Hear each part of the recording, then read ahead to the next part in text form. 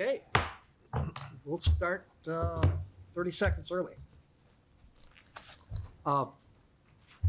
Good evening. Welcome to our meeting. Could I have the call to order, please? Trustee Broderick. Present. Trustee Bazinski. Here.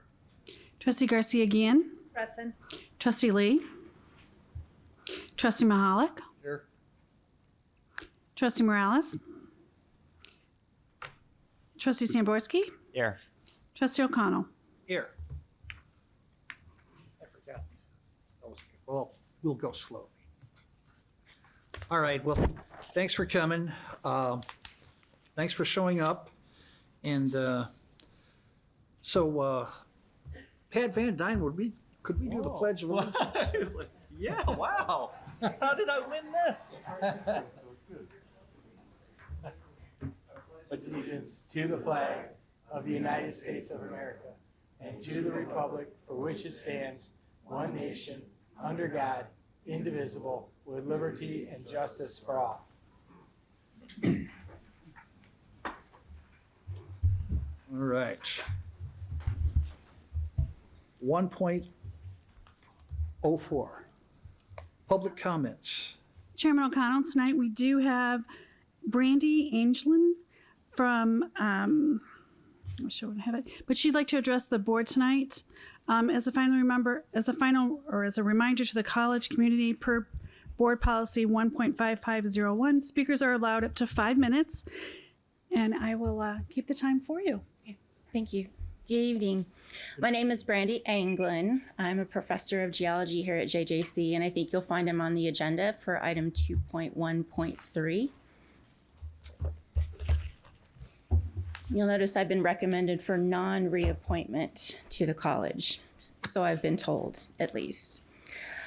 A week ago today, I had a meeting with Dean Wilcox, who is the Dean of Arts and Sciences, and Associate Dean Gallagher. During that meeting, I was told I was not going to be reappointed to my position here at the college the following year.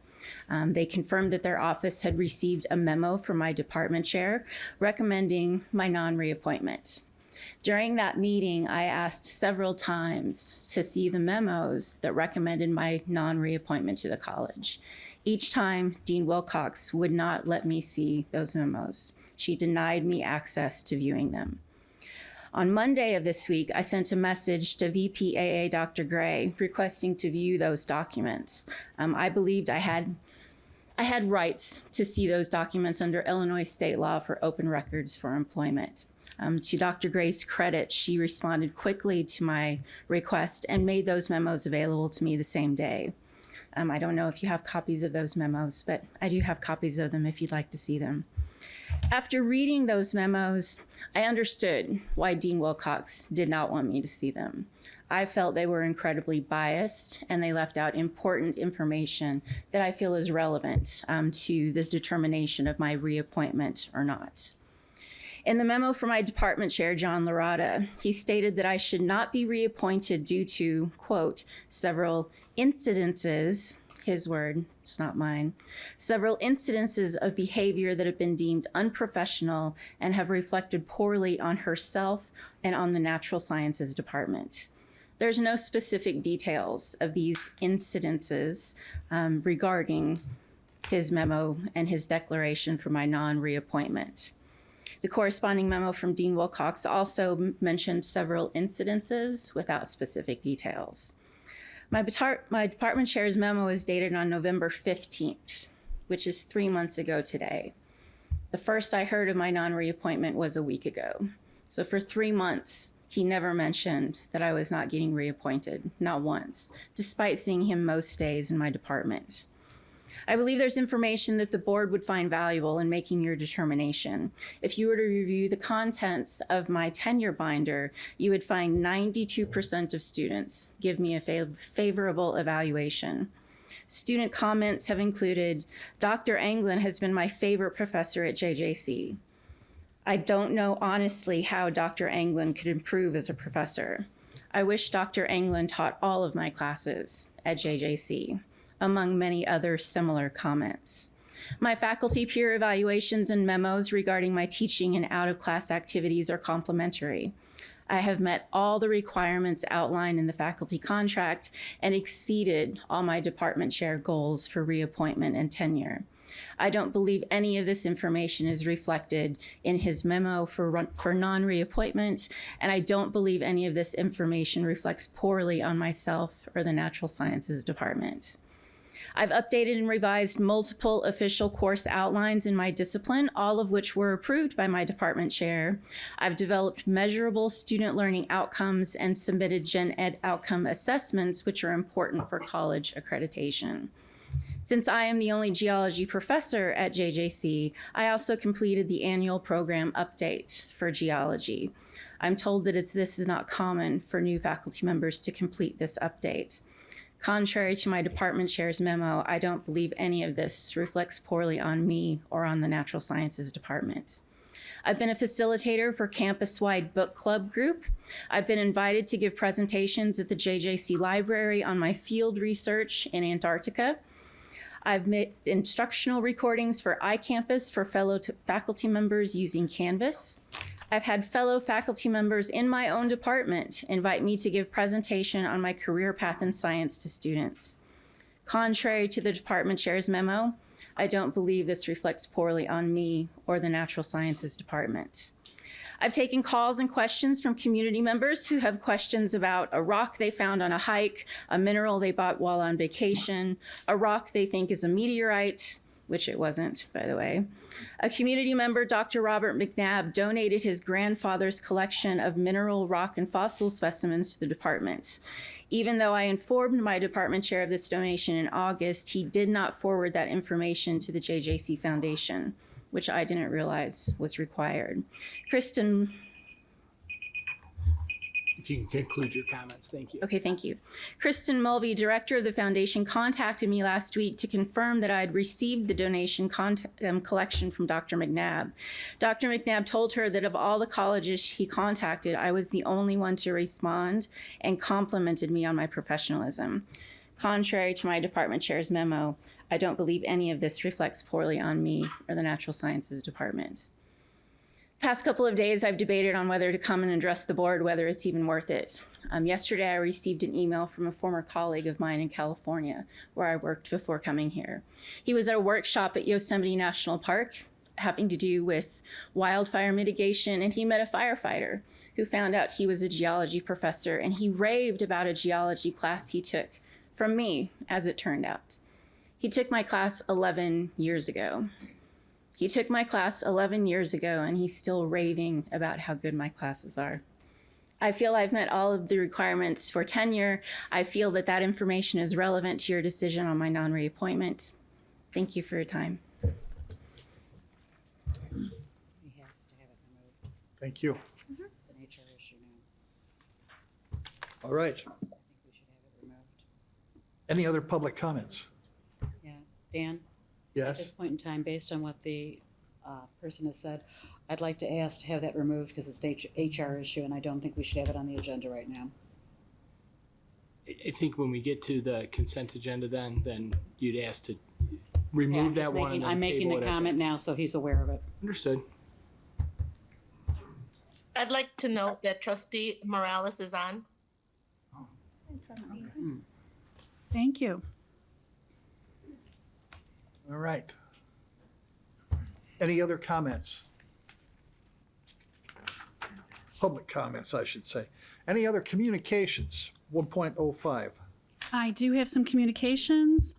This is some recent positive feedback from students who took JJC's Career Certified class in fiscal year 23. JJC's Workforce Development is contracted by Workforce Services of Will County to provide work readiness training for adults and dislocated workers for career training. The Career Certified class is a one-week class that helps prepare individuals for skills they need to be successful in the workplace. Topics include work habits, ethics, communications, teamwork, and collaboration, critical thinking, and problem solving. To date, 259 individuals have completed the class in fiscal year 23. Over the past 10 years, we have averaged 253 course completers per year. So we're on track to have the most career certified completers in over 10 years. Here are some of the comments and feedbacks that the participants shared. I went through interviews with 5 different companies in the last 2 weeks and received 5 offers from these companies. I joined a well-known company as a business analyst with good pay and benefits. The program has already helped me create a cover letter and a resume. It also helped me build confidence needed when seeking employment. The class gave me tools that I can use for the rest of my life. It gave me confidence that I lost when being laid off. The classes gave me the updates I needed to get a better job more quickly. Hear, hear. Okay. No further communications? No. Okay. 1.1, moment of silence. Chairman O'Connell, I'm asking the college community to join me in a moment of silence for the following individuals. The first is Henry Golick, father of Wayne Golick, professor of business education. Next is Michael Bullock, son of Rodney Bullock, professor in our social and behavioral sciences area. And finally, Ed Gross, father of Debbie Jankowski, administrative assistant for student success. Can we add one? George Buck, who is involved with Kelly Roder-Tonelli in the Boys Club. I think he passed away. We need to make some reference and silence for him.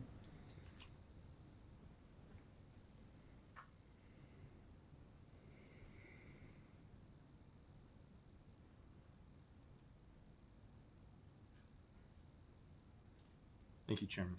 Thank you. 1.2, selected reports.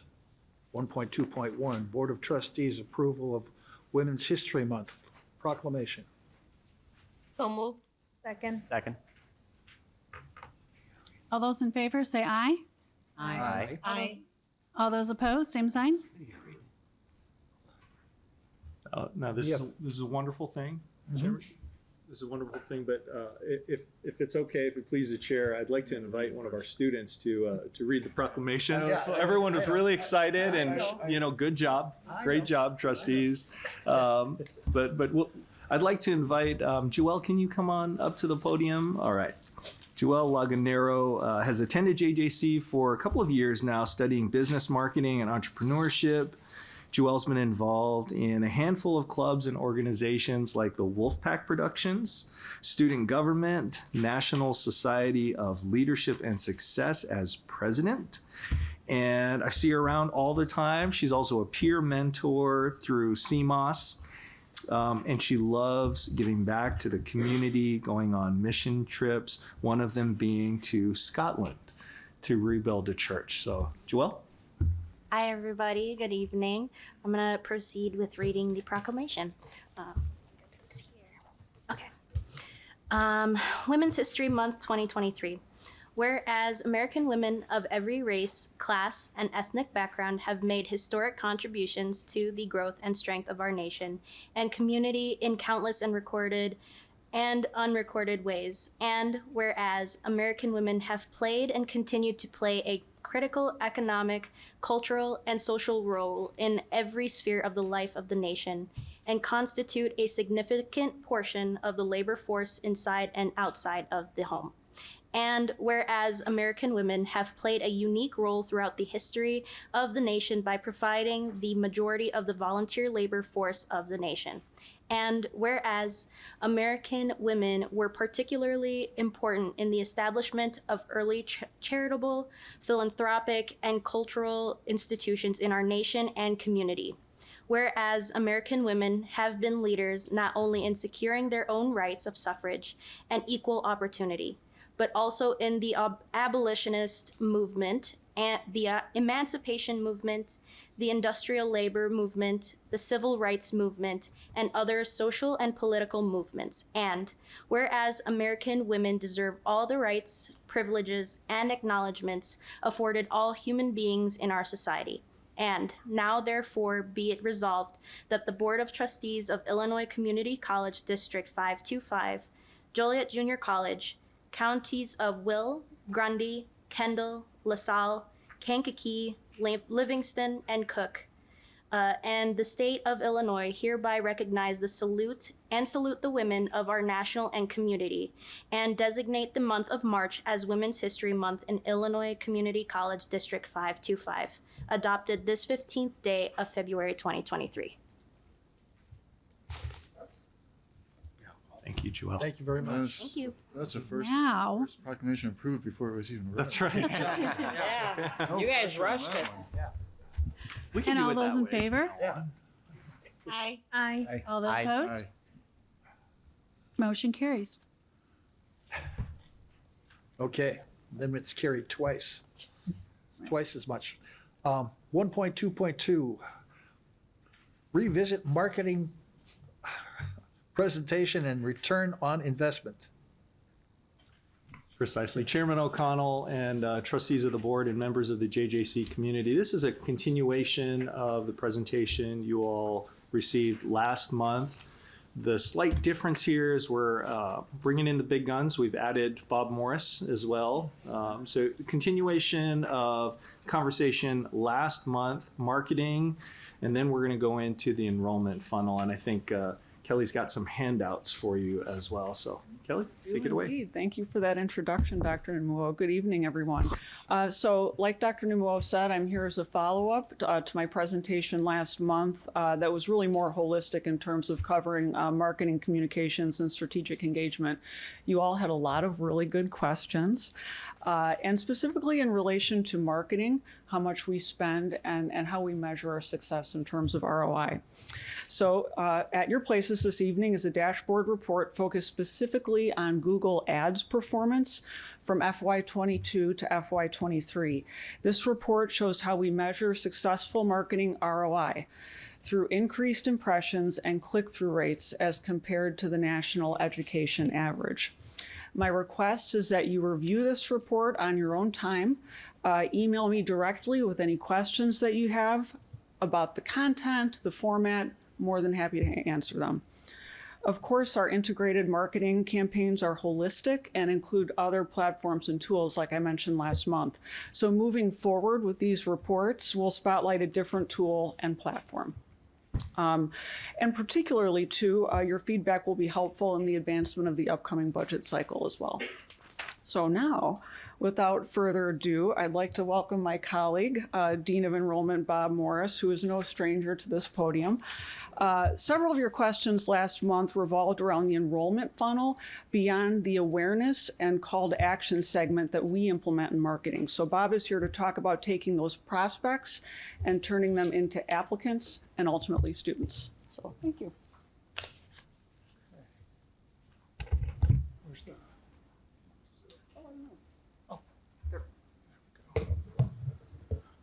Okay, good evening. Chairman O'Connell, trustees of the board, JJC community. Again, I'm Bob Morris. I'm the Dean of Enrollment Management here at the college. And this evening, I'd like to sort of walk you through the enrollment funnel from the enrollment management perspective and talk just a little bit about our approach, our strategies, and certainly some of the returns that we've gotten.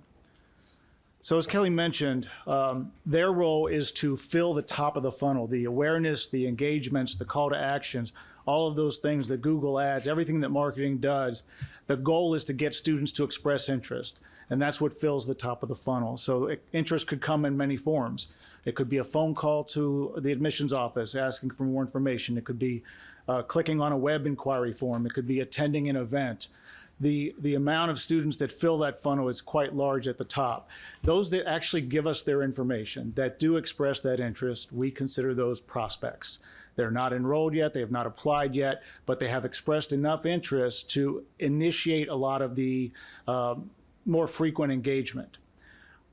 Next step in that process is obviously for the students to apply. That's where they submit their admissions application. As an open enrollment institution, all of the students that apply, provided they meet the criteria, are admitted with the exception of a few of the specialty admit programs, nursing, vet tech, et cetera. And then our ultimate goal, obviously, is to get these students to enroll at the college. So starting at the top of the funnel with all of the prospects, the volume is so great and our resources are such that our best approach is to electronically reach out to these individuals. But it's not just sort of a let's see what happens kind of thing. It's very targeted. To give you some totals, in 2022, we sent out almost 120,000 emails through 19 specific campaigns. These campaigns can be different in focus, different in content. They could be promoting an event. They could ask students to click and go to a specific landing page based on a program of study. There's lots of ways that we engage the students at this point. And our goal, again, is to get them to take some sort of call to action, whether it's visiting that link, attending an event, that sort of thing. Most of our energy, most of our resources, our talented team, our technology resources, our financial resources in enrollment management are spent on the applicants, those students who have taken that step to apply. Now, one of the most important numbers that we track are the application conversion rates. And as you can see, and I have separated by fall and spring, going back to fall 19 and spring 2020, the pandemic caused those numbers to fall significantly. But as you can see from the fall 22 number, we rose up and actually reached a 5-year high for conversion percentage.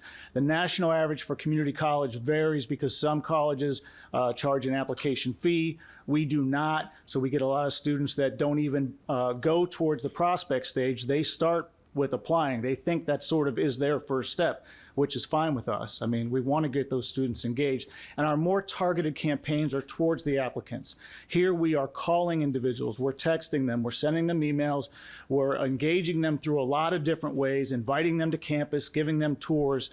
Our goal at that point, once they apply, is obviously to get them to enroll. The spring numbers, I caution you, even though it looks like spring 23 took a dip, that is not necessarily the case because we're not done yet for spring 23. We have late start classes. We also have dual credit that is just about done being enrolled, but we've got some more numbers. My guess is that we're going to be closer to that 30% when we're done with 23.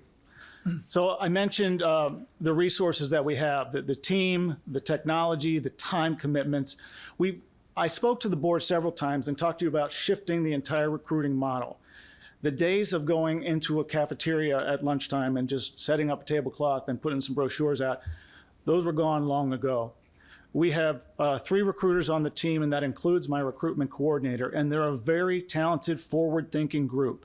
And what we've learned over the past few years since I've been here is that our approach needs to be really divided up between what we think is effective in the fall versus what we think is effective in the spring. In the fall, our primary task is to host what we call application days at our local high schools. These are days where our team goes out to the high schools and actually helps the students get through the application process. As we know from previous presentations, 52% of our students are first-generation students. They need this hand-holding. They need this attention. So helping them through the application process really sets them off on a good pace. The one thing you don't see up there is, I mean, those are pretty much in the fall, but we do have a few application days in the spring. Most recently, we did one at Wilmington High School where 125 students signed up. So really positive numbers there. Now in the spring, we shift our focus, and this is something I talked about previously, but it's worth mentioning again. We shifted our focus in the spring to what we called next step days. That's where we take the entire team. We take somebody from admissions, somebody from testing, somebody from the foundation to talk about scholarships, somebody from advising, and we take the entire team of the high school. The students have already applied, so they're sending us the transcripts ahead of time. We're evaluating them ahead of time. And we are then going to the high schools ready to engage the students where they are and where they are in the process. Now, as you can see from the slide, we piloted this at 2 schools last spring. The return on investment, which I know is a big deal, is higher than I've ever encountered with another strategy. 30 students signed up at Joliet West, 28 of them enrolled. 78 students signed up at Joliet Central, 72 enrolled. It's working, but we can't stop there. I mentioned we piloted with 2 schools last spring. This spring we have it set up for 14 schools. So it's an approach. Now, keep in mind, this is just a snapshot. These are just some of the things that we're doing, and they're primarily focusing on the high school enrollment. We understand that there are a lot of different other different demographics out there, the adult markets, for example, and we're going to have different approaches with those markets, vastly different approaches, but our goal is going to be the same. We want to use our resources in a way that maximizes the efficiency of our talented team, maximizes the time commitment, maximizes the technology so that the results will be the same. They may not grant us 93% or 92%, but we have to engage them that way, and we have to find ways to, again, meet them where they are. And that's our approach. So when you look at ROI from the enrollment management perspective, that's what's in my world. That's what I focus on every day. And at this time, I'll be glad to take questions. I have a question. Yes. How do you gauge, knowing what marketing has sent to you, for you to be able to identify the sources of where this came from? Because I think that's what the group is looking for. I think our BOT is looking for that, because we've asked for marketing cost and they said it falls something on you. How do you gauge? Because when we do in our world of banking, when we put ads out, we have to know how we're hitting the different areas and what our return on our investment is for what we've done to market ourselves in that area, that arena. How are you gauging that to come into play so that we know if it's coming from Google, from NBC, from whatever? How are you gauging that? I understand you go out to the schools, which you've done a great report on, but how are you gauging the information coming from marketing? That's a very difficult question to answer because we don't require or ask the student to identify exactly how they heard about us. We've done it in the past, and the results have been very anecdotal and very, what I would call, unreliable.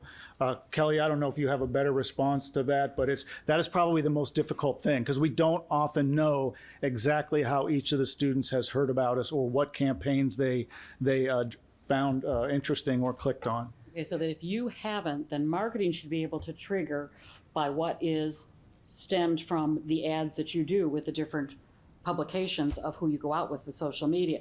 I think that's more of what we're looking for, because we're spending $117,000 last year and $73,000 current year. I think the board needs to know where our dollars are being spent and how, and if there's anything that gives to enrollment, to registration area enrollment, that helps us see it increased. Well, so I'm gonna segue from what you said. It is kind of a gray area.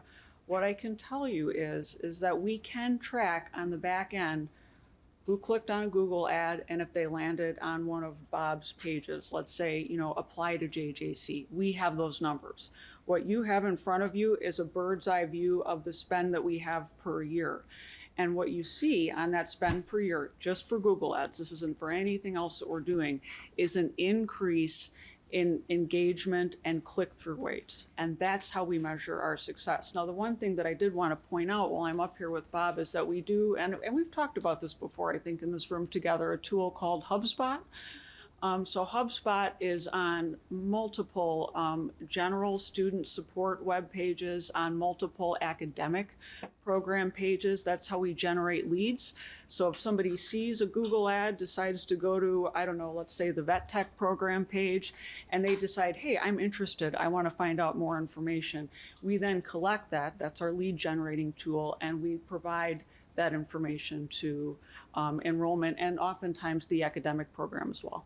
Well, then if you have the ads that you're using, how do you know if they're successful or unsuccessful? Because that's how we gauge, by the number of what we see that comes on from a business position in banking. We know if our marketing went successful or unsuccessful, and we pull it or not. So that's why I think we need to see how, if you use one ad, let's say you pull one ad and tell us the graphics of what the dimensions of how many pulled and saw whatever. You can see by the words used, and I think Jim can say that too, that there's certain words in the Google search that you put in, because I know we have to use certain words in order to catch, to catch the people. So, and I don't remember what it's called, but I do know we use those words. But it's like, how do we catch the audience so that we bring them straight to us, so that we know that we've got their attention? That's the beautiful thing about digital marketing, is that we can follow all of that activity and behavior in real time. And so if there is a keyword search that we're paying to use and it's not performing as well as we like, we can modify that and track that against the previous tagline. And again, this is just like one sliver of what we do, but we have all of that data. And I think if you recall in my presentation last month, I talked about a tool called Dash This. That's what allows us to monitor all of those things in real time, compare all dashboards with social media, website, HubSpot, all in one screen. See, because I think, Pretty and I know phenomenal. from my own perspective, that's what I was looking for. Which one has been the most successful? The Googles, the this, the that you just mentioned. How are we being successful to show us that our money's being spent wisely? No. That's where I come from. Any board member, May I interject? you're welcome. I'm done. The one thing that I would like to say is, in our software that we have nowadays, if they call in with a certain number, it pulls that number and it says, hey, this person found you on Google Right. and this particular ad, and this person spent this amount of money at your shop. So we look at it and we see, oh, we got this went up 100 times in the last week. We should throw more money at that. So I think what Maureen's trying to say is, when you click on an ad or you call a certain number, does it say it's from this marketing device? And then is Workday able to track that number and say, hey, this student came from this marketing source and they signed up for this many hours. And this marketing source is your leader. So then we would say as a college, let's put more money at that marketing source. So that's what we're actually looking for right now. So that's what I think that's what Maureen's trying to You're on catch target. her at. You're So- exactly on target. so- 'Cause we use So numbers. that's what we thought we were going to get. So that's the only thing I want to. That's the only thing that we're kind of looking for. So I don't know if Workday is it able to do that at all, or is this something that we're limited on? So I think we could provide you, thank you. I think we could provide you with some of that data. It's a lot. I know it's. So I think I know we it's a can, lot, but, I mean, this is very important. We do want to know. I mean, myself, I just came here to the registrar's office and signed up because my parents told me to. Nowadays, the students are on the internet and they're looking for certain sources. So we got to figure out which source is working the most for us. Is what we're trying to get at. So I think all this other stuff, this click-through rates, that's great because you have to touch someone. I think it's probably 5 to 8 times nowadays just to get them to call you. So you guys need to. I think it's remarkable that we're getting that much click-through volume. And I'm not going to bash that at all, but we just want to locate which sources we think are working the best for us, and then as a board, we want to reallocate our money towards those sources that are actually working the best for us. So yeah, no, point well taken. And I would say that that's why 60% of our marketing ad spend is digital, because that's what works and we can track it and we can tell where people are coming from. yeah, absolutely. But we want to know which one of those digital ones are working the most. I mean, I see our ads. I would on say TV. Google ads. I see our ads Google on ads. TV all the time too. I mean, are any of those numbers? If we have a unique number on that to track it, is that working as well? So that's what we're looking for. I mean, this is click-through rates is great, and the Bob, the enrollment success for visiting the high schools. I mean, Alicia's been preaching that for years. We need to go out there. We need to touch them. You need to help sign them up because most of these people are first-time students here, and I think that's an amazing feat that 93% and 92% just on our 2 charter schools. I'm excited to see what 14 schools brings us in. So, so we're not saying that we don't think this advertising is unsuccessful, Kelly. We just want to pinpoint which ones are the most successful, and we know that you got to be in front of those people as many times as possible. So Yeah, and so I would just say, to answer your question, it is in the digital space because we can specifically target who we want to talk to and the language, quite literally sometimes the language that they need to read and the tone that they need to read. just it in. wanna So know I what- would say without question. we just want to know digital. what digital space is the most successful. Is what we're trying. Google ads and Google search. Okay, well, if there's any way to get the numbers on that to see the most successful are, just people that enroll here and come here and what hours they're signing up for, what they're doing. So that's all we're looking for. So we appreciate the report, guys. I think that the next step days are super duper great because, as Trustee Morales said, it's good to meet the students where they are, and the fact that we're physically doing that, I think, is incredibly beneficial. And as to the actual information for the marketing, I think we just need to see some spreadsheets. I think we're looking for I think last time I brought this up, I would be very interested in a 3 or 4 hour presentation on this kind of thing, or a couple spreadsheets too. So again, thank you for the presentation. I appreciate it. I mean, you can have a private meeting with Kelly too. That's an idea, yeah. I just wanted to. I can add to this. Go ahead. Go ahead, sorry. Okay, I'll go. Just wanted to make sure that I thank you again for the presentation and for all the information. Again, I can go ahead and echo some of the things that my fellow trustees have mentioned. I am amazed with everything that we're doing and things that you have already mentioned in the past, especially application days and how we're going to the students to actually help them through a process that for maybe a lot of them is something, well, for all of them is something new, but they might not have a mentor or someone else helping them with this process. So thank you for that information. And I appreciate this information, so thank you. Trustee Morales, go ahead. Yes, thank you both for your presentation. Dean Morris, question. I know you mentioned that you really have not been working, or maybe that's not what you said, but we have opportunities with our adult non-traditional students. Are you working with our Dean Santiago on addressing that market? Yes, and thank you for the question. Actually, we're in the process now of writing the next strategic enrollment management plan, and Dean Santiago is leading one of the components of that plan. So going forward, we're certainly going to be working quite a bit more with him, with the non-credit side, with the ESL students, the GED students, the early leavers. We'll be working much more closely with them. We have done more this past fall than we've ever done, but we're still making sure that we place the right amount of emphasis on that going forward. So directly to answer your question, yes, we certainly are. Okay, and are you also the person in charge? I know you're enrollment management, but who does the retention management? Is that all in your area? Retention is certainly a huge component of enrollment.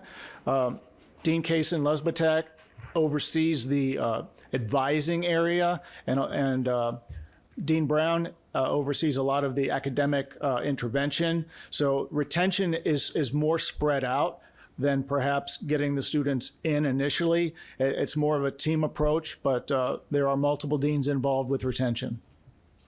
Got it. Thank you. So then I think I would like to maybe at some point discuss with them what we're doing more for retention when we have students that maybe don't sign up again for a class, or they drop out of school. Do we call them? Do we follow up? Is it an illness thing? Was it a financial thing? Or did you just not get enough tutoring or support services? Like, why did you leave? I wonder if we do any follow up with our students.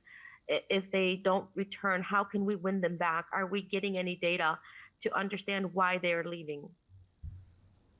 I'm going to defer to my colleagues there, and I think that would probably be best for a separate presentation, because it is certainly very encompassing. The strategies that they have for retention, for academic intervention and support, for tutoring, all of the other resources that we provide students. I don't think I can cover that in the short amount of time I have, but I can assure you that there are strategies in place, and we would be very happy to discuss those in much more detail with you. Absolutely. Thank you so much, both of you. I appreciate everything. Thank you. Thank you. So I have a couple comments.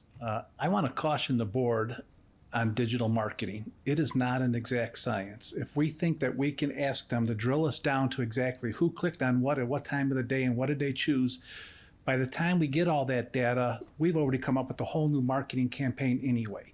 So I don't want to see us spinning a lot of wheels on a detail. What we want to be building is brand awareness. We saw an incredible commercial at the last meeting. I could watch that commercial 5 times, really fall in love with who I see on that commercial and what it means to me and where I could find myself in this campus. And then all of a sudden see one ad online, click on it, and go right to a site. And that ad gets credit for the 5 hours of commercials I've watched. You mentioned your parents told you to come here. When you got the admissions and they asked you, well, how'd you hear about us? What'd you tell them?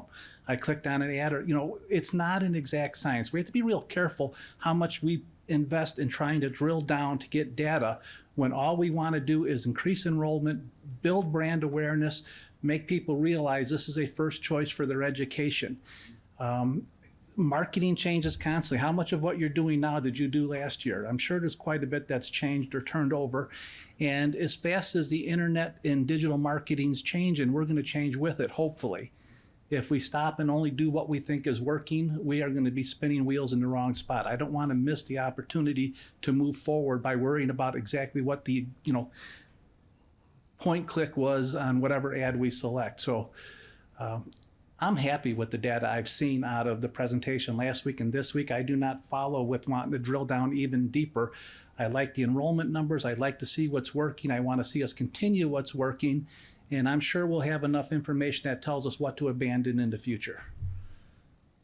I agree with Jim. Thank you, Jim. Okay, so we're all agreed? Chairman, may I? I don't think that was an agreement. It seems like we're getting to a point here. I just wanted to thank Kelly and Bob for your presentation. I mean, if you look at the state of marketing and how much it has advanced over just the past, let's just say 10 years, our ability to track behavior as people click through, how long they stay on specific pages, which browser they're using, are they mobile, are they on their desktop, sort of all of those things.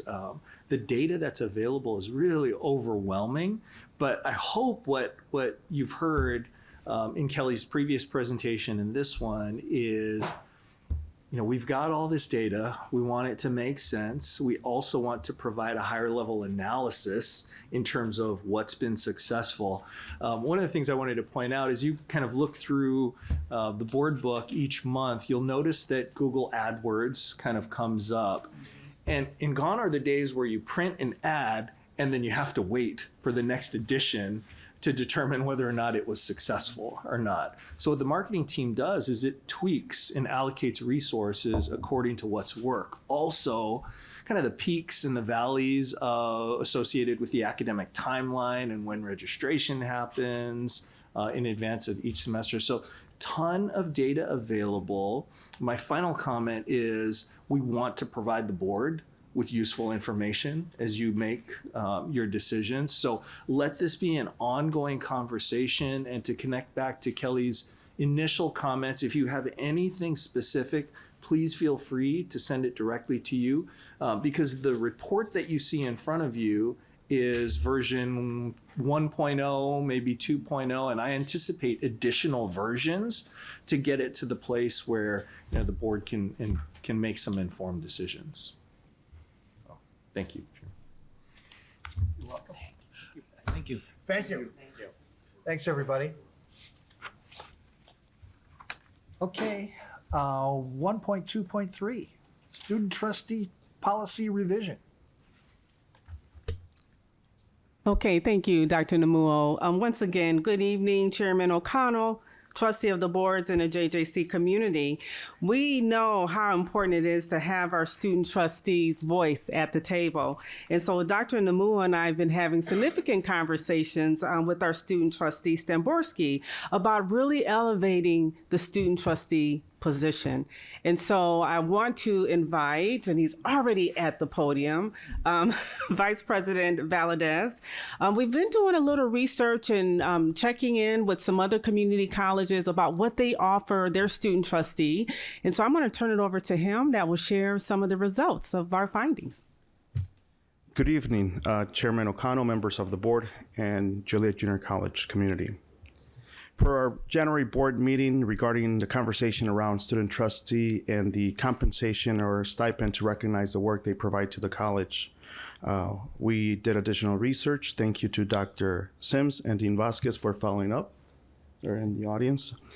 So as cited in Public Community College Act, Section 3-48, Interest of Board Member in Contracts, which states, this section does not prohibit a student member of the board from maintaining official status as an enrolled student, from maintaining normal student employment at the college, or receiving scholarships or grants when the eligibility for the scholarships or grants is not determined by the board. Additionally, I sent an email to my VP colleagues in the state, and we have 20 colleges that replied. 8 of the colleges do not provide any form of support. 7 colleges waive 100% of the tuition. 5 colleges provide a scholarship and a waiver from 6 to 9 credit hours. In all, 67 colleges of the respondents offer a scholarship or a tuition waiver. So as a former student trustee myself at Harper College many years ago, I am proud to make this recommendation on behalf of the college and also on behalf of future student trustees. And to stay in alignment with peer institutions, our recommendation is to provide the student trustee with a 100% tuition waiver to recognize their service to the college while they are in office. So with that, I will open up to any questions or comments. I just want to give some feedback.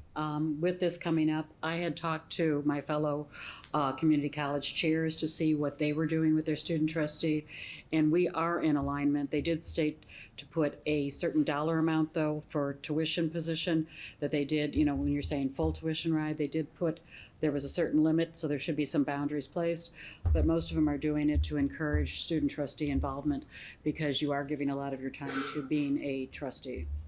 I would like to reiterate what I had said last time about this item, is that the initial goal of it was there is compensation for the time and energy spent for this position, but it is by and large an equity activity, because that I am very lucky in the aspect that I am able to hold this position, that I don't pay for, I didn't have to buy a car, and I live at home with my parents, and then I can afford to do those kinds of things. Juggling being a student trustee, and a part-time job, all at the same time is borderline impossible. And what this would go to do is to help stave off that part-time job, to give more time to those student trustees to be able to do the job that they took up, to do the responsibility that they took hold. So I'd like to thank you for doing the research and getting that information. Thank you very much. Thank you. Very good report. Can I say that I fully support this? I know since I've been on the board, we have great student trustees. They all put their time and effort into it. So I'm going to say yes to this. So appreciate the research. I know this guy right here is a firecracker. He speaks longer than anyone on this board here. So which is good. I like it. So. And we want more like him, so. I want to give compliments to him too as a student trustee. At our national summit that we had this past weekend, he got up in front of over 500 people and asked a comment or asked a question, got a comment, gave feedback, and he was complimented by getting into the dinner because they recognized that he was from JJC and he had the spirit to get up and ask the question. That wasn't supposed to be public knowledge, okay? But yeah, but you did a great job. You did a great job, and we saw that you were up there asking the question without any of us prodding you. Thank you, I appreciate it. No problem. Well, thank you. Thank you. And without any more prodding, then I think we'll all be in favor of this. Chairman, if I may, just real quickly, from a procedural standpoint, our recommendation would then go through the policy process, as this would require a change in policy. So the board will see this and vote upon it after second read. Will it be in time for the new trustee that may be stepping into Josh's place to see that? And I think Josh wants to know, will it be backdated for him too as well? No, I actually want to address that. I want to make it very clear that this is not for me. This is for the next student trustee. It was never for me because I'm capable of holding this position. Josh, I want to make that exceptionally clear. I was just joking. I know, but it was a fair point. It was a fair point that needed to be addressed. So thank you for bringing it up. Yeah. And we'll work as quickly as possible. We'll provide all the necessary resources to the board as part of the policy process. So yeah, maybe Trustee Broderick is probably the official answer to the question. We'll work as quickly as possible. Well, I think, don't you think that it would encourage the next person that wants to step up to the trustee's position to have that as a consideration? I think it would, just hearing this conversation and the full support, the consensus of the board around this will mean a lot to anyone who's considering sitting in Trustee Stamborski's seat. So, we've got a commitment, we've got consensus from the board, and I'm confident we'll be able to work it through the policy committee and have it set as soon as possible. All right, thank you all. 1.2.4, Faculty Union Report. Dr. Marcy.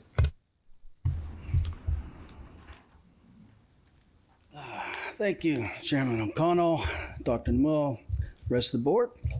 I'll make this my report quick this evening.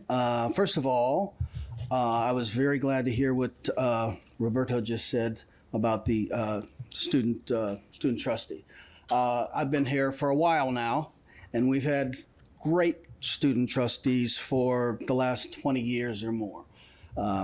They dig in, they do what needs to be done, they come up with ideas that many of us would never have thought about. Josh is one of those, and I'd like to credit him with that. It's also very nice to see a lot of students here this evening, because it's always good to see you.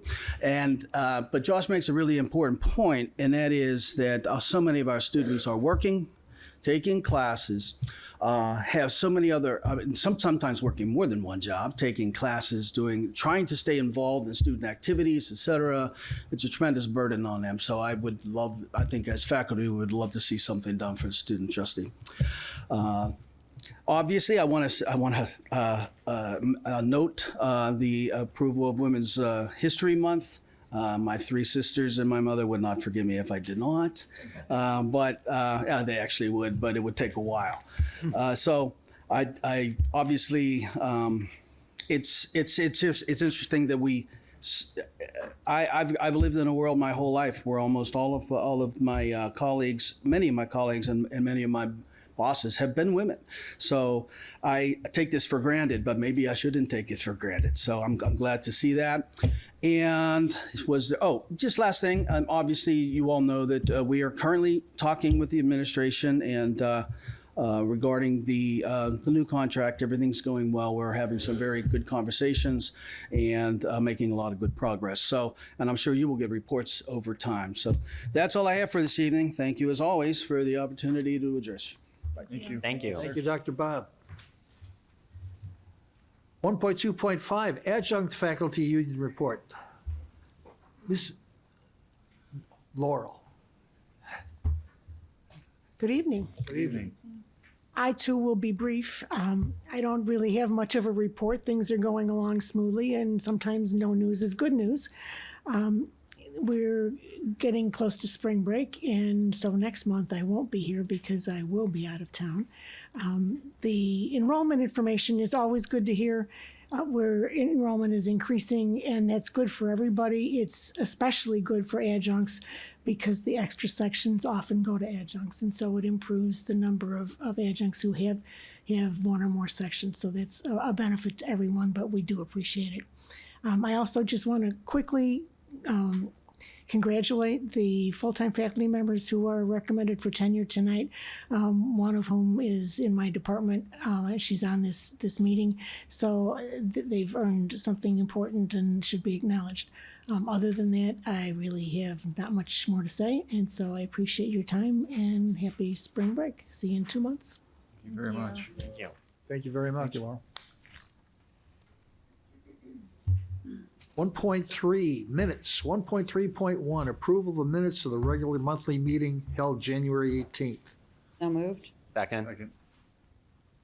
I'd like to make a comment too, that I think Karen did a great detail of the minutes. I want to give her an excellent on that one. I was totally surprised at how, every bit was there. So thank you. You're welcome. Okay, Trustee Broderick. Aye. Trustee Stamborski. Yes. Trustee Bazinski. Yes. Trustee Garcia again. Yes. Trustee Lee. She's not here. Trustee Mahalik. Yes. Trustee Morales. Yes. Trustee O'Connell. Yes. Motion carries. Thank you. 1.3.2, approval of the minutes of the January 27th, 2023 special meeting. So moved. Second. Go ahead, Karen. Okay, Trustee Garcia again. Yes. Trustee Mahalik. Yes. Trustee Broderick. Aye. Trustee Bazinski. Yes. Trustee Morales. Yes. Trustee Stamborski. Yes. Trustee O'Connell. Yes. Motion carried. 1.3.3, approval of minutes of February 1st, 2023 special meeting. So moved. Second. Trustee Broderick. Aye. Trustee Garcia Guillen. Yes. Trustee Bazinski. Yes. Trustee Mahalik. Yes. Trustee Morales. Yes. Trustee Stamborski. Yes. Trustee O'Connell. Yes. Motion carries. 1.4, approval of the agenda. So moved. Second. I'd like to set aside a couple items, please. This is the agenda, not the consent. Oh, I'm sorry. That's okay. All those in favor? Aye. Aye. All those opposed, same time? Motion carries. 1.5, approval of the consent agenda as presented. Now we have something? Need a motion, a second, then you can pull items. So moved. Second. Second. Second. I'd like to set aside two items, please, sir. Uh, 2.1.3 and 3.2.2. I'd like to I'd like pull, one item, please. Go ahead, Trustee. Morales calls for item 3.6, please. Okay. I'd like to pull 3.2.1 and all of the bills. I'd like to rescind that, not 3.6, 3.7. Okay. Okay.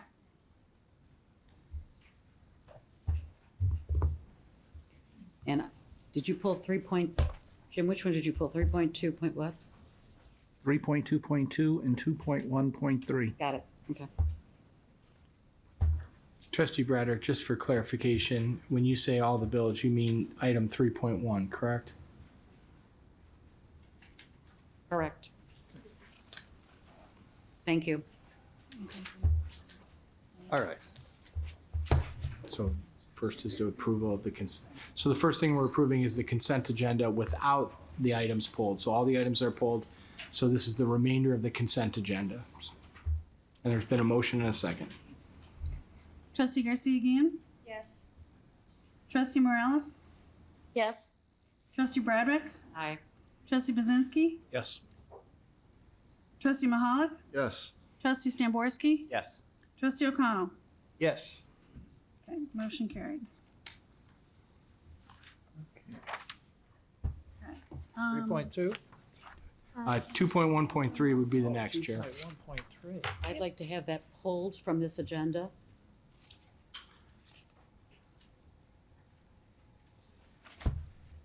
I think what, if you're asking it to be pulled, I think you're asking for it to be tabled. Table done. Okay, so it'd be a motion to table. Motion to table it. Second.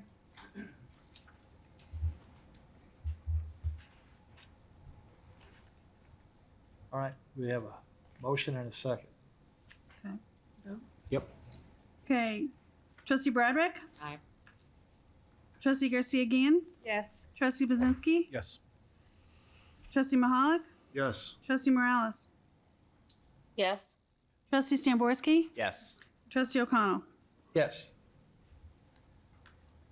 3.2.2. I believe the next one in order, Mr. Chairman, would be 3.1.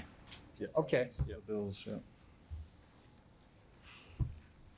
So we need a motion and a second on 3.1. We have a motion, please. A motion. Second. Okay.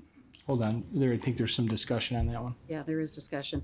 Page 1 with AVAP, there's 6 for consulting services for student HR and finance.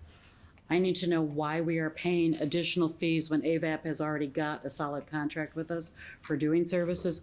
And that's on page 6 as well, that there's 8 items that are showing consulting services for student HR and finance.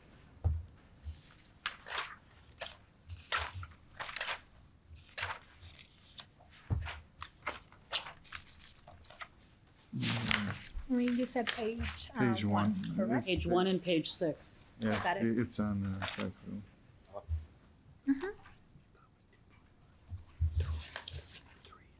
I'm glad you pulled that because and reviewing the bills, Trustee Morales also noticed that we're paying a lot of, I don't know if this is part of what was already contracted or are these additional monies. So thank you for bringing this up, Trustee Broderick. You're welcome. So, Trustee Broderick, thank you for the question. I'm going to ask Dr. Farmer to provide some guidance there. Okay, thank you, Dr. Namuo. So just let you know, Karen Kissel, our Vice President for Administrative Services, she's done a great job providing some significant information to the board regarding all of this. But I would like to invite Matt to the podium to respond to some of the questions related to the bills.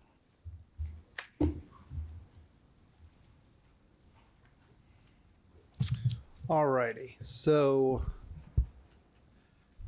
thank you. So your question was the 6 bills, correct, that were, and unfortunately I'm not looking at the exact same thing you are. I'm looking for the They're on page write-up. 1 of our book.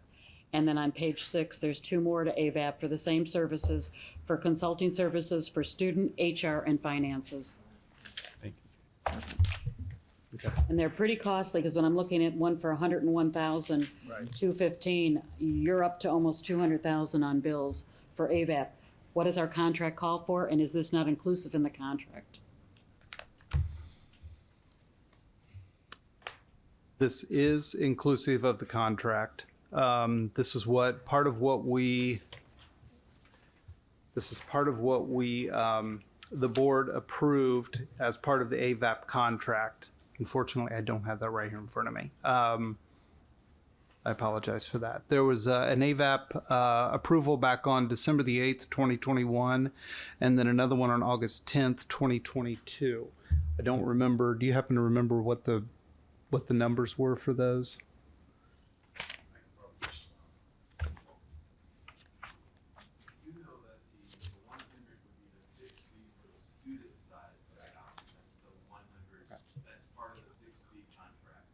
Can you come up to the podium, Jerome, please? could you please come to the podium so you can speak in the mic, including Jim Sir? Thank you.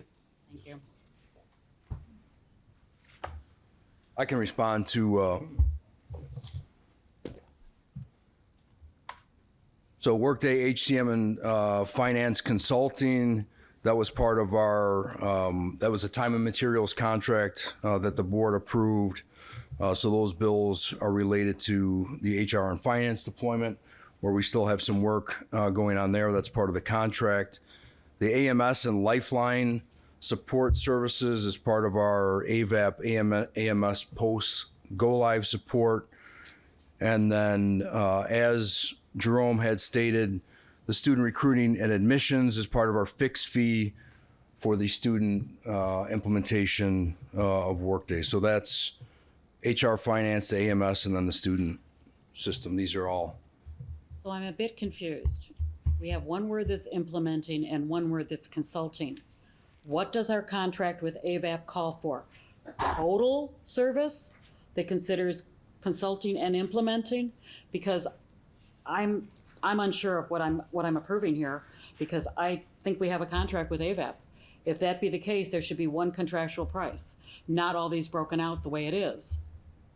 The consulting charges for HCM and finance was part of the phase 1 platform implementation of Workday.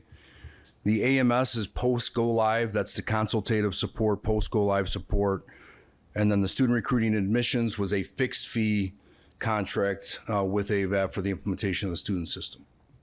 Okay, but was this broken out to us to know that there was a consulting fee as well as an implementation? Because I thought when we signed up AVAP, which was Navistar or whatever, I thought there was one agreed, and that was what was put in all of the presentations that we've seen.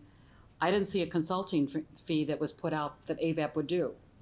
So I guess I'm really confused on what the total scenario of Workday expenses are associated with AVAP. Yeah, all of these costs were associated with the contracts that we asked the board approved as part of the Workday implementation. So it's part of the implementation, but you're telling me the words consulting. Consulting and implementation are two different things to be identified. Well, I think the terminology here in the description could probably be a little bit confusing. I mean, implementation and consulting services could be considered similar. So how much are we being charged for consulting versus implementation? Then we need that breakdown, because I don't feel comfortable with this the way it is on these bills being paid unless I know what our costs are for implementation and what they are for consulting. Sure, we Because can. we have Jerome, who's supposed to be our project manager. We have Lisa Villalobos, who's the HR, and I call her the babysitter of HR. I need to know. I don't feel comfortable with all these bills. Yeah, we're happy to provide additional breakdowns of the information. I'll work with Karen Kissel to do that. Can we then do a hold on these bills, on these 8 bills for AVAP? So Trustee Mahalik made the motion, so if Trustee Mahalik were to amend his motion to remove, and I'm gonna say it for you, Trustee Mahalik, motion to approve 3.1 with the removal of invoice numbers, AVAP invoice numbers 25391, 25648, 25650, 25807, 25878, and 25880, 25877, and 25879. If you amended your motion to approve the bills subject to the removal of those invoices, that would be a proper motion. For approval of those bills, subject to the removal of the invoices Carl just read. Okay. And that would need a second. Second. Second. Go ahead. Is anybody looking at these bills? This is Trustee Morales. When these bills come in, is anybody either in the finance department or the IT department looking at these bills to make sure that we are getting billed for what we agreed to? Or are we just blanketly paying whatever comes under our nose? Good question. Yes, all of these invoices go through multiple levels of approvals in the system. So there are multiple eyes and checks and balances on these invoices as they go through the system. Make sure that we're in compliance with the request and the approval of the Board of Trustees prior to them getting ultimately approved and on the listing of the bills for approval to be paid. Are we in alignment with what the total dollar amount is, so we know what our level of a dollar amount being spent versus what was approved so far? Because I think that's what we need to see in order to move forward with any of these bills going forward. We are, yes, and we provided an update. A spreadsheet was provided with an update of that. We are still currently under our board spending limits relative to that, but we did provide a full breakdown in a spreadsheet of those board approved amounts and the expenses to date. Okay, so then we can get something from Karen Kissel on that? Yes. Thank you. Can I? Jim. Yes, Trustee Morales. Yes, thank you. So Scared me like, for a second. Sorry. Everyone named Jim jumped. Sorry. 25807. That's for student recruiting and admissions, December 2023. Is this, well, this isn't the Workday. This is the AVAP. I'm sorry. So this isn't, because I know that I believe it's Workday is not ready to, their platform's not ready for those departments. So this is for AVAP to do what exactly with student recruitment and admissions? This is part of the fixed fee contract for the total implementation of the student system. So we went live with student recruiting and admissions in October of 2021. And then since then, we've been engaged in the implementation of student phase 2. Work is ongoing relative to student phase 2. While we are considering what the go forward strategy and extension might look like, we are still very much engaged in data migration, data validation efforts, integrations, reporting, looking at our non-credit side of the house, and a variety of associated activities still continue while we also consider the extension or what the go forward strategy might be here over the next couple of months. Wait a minute. Thank you. Aren't we on a hold for Workday right now? Isn't that what the email said? We were on a hold? So will we still be incurring AVAP charges and consultation charges if we put it on hold? That is part of the fixed fee agreement that we have with AVAP, yes, and work is continuing as part of the implementation.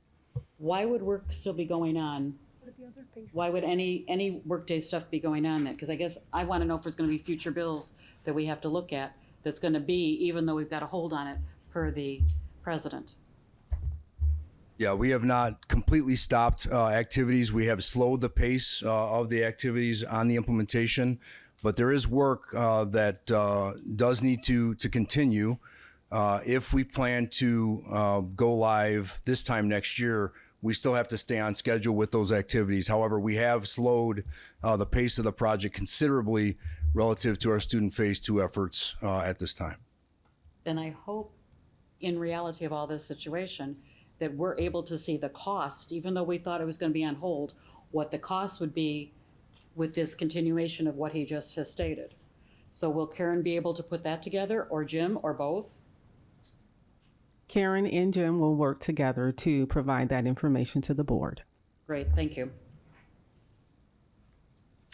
And Chairman, if I may, in response to Trustee Morales' question about approvals, I think Jim did a great job kind of explaining that, but I'd like to invite both Matt and Jeff Heap to the podium just to kind of give some sense as to maybe a more detailed presentation or explanation of our internal approval process. I've seen the spreadsheets that Jeff has in terms of what's budgeted and then what's been expensed. So Jeff, can you talk a little bit about that? And then Matt, can you talk about the approval process?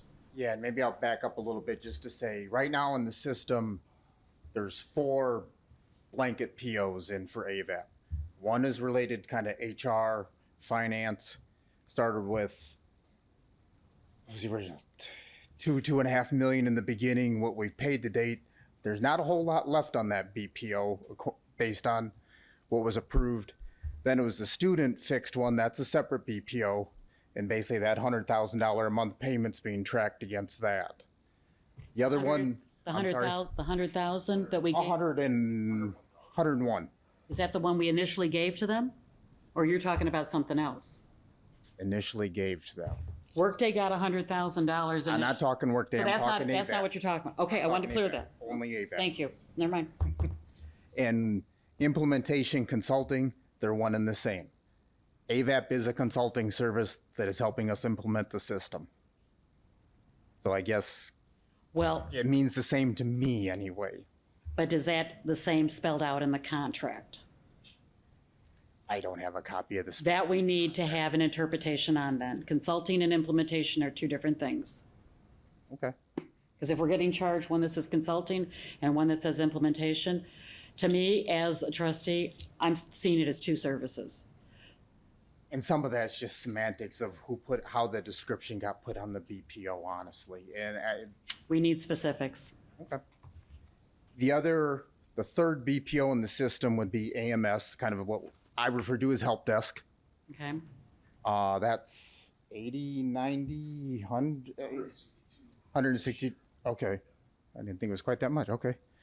And then the fourth one would be the little bit that AVAP was doing for, wasn't adaptive planning, it was the PRISM analytics. And all four of those, I know at one point or another, the total contract was approved by the board. So basically, when a BPO is initiated in a purchase requisition in the system, it goes through a business process for approval by the cost center manager, which would be Jim, cost center director.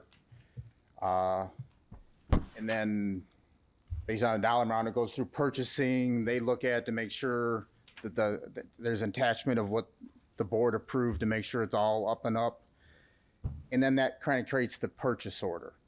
Then as invoices are come in, it's another business process.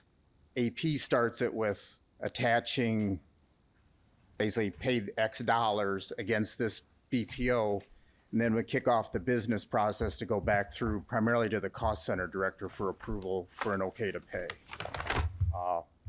At that point, I don't think there's anything in the business process that takes it back through you guys, is there? No. Excuse me. Unless the purchasing is the cost center manager, which in this case we are not, it does not. Now, if the BPO would have to be increased or decreased, but if it would have to be increased, that would kick it back through the purchasing system.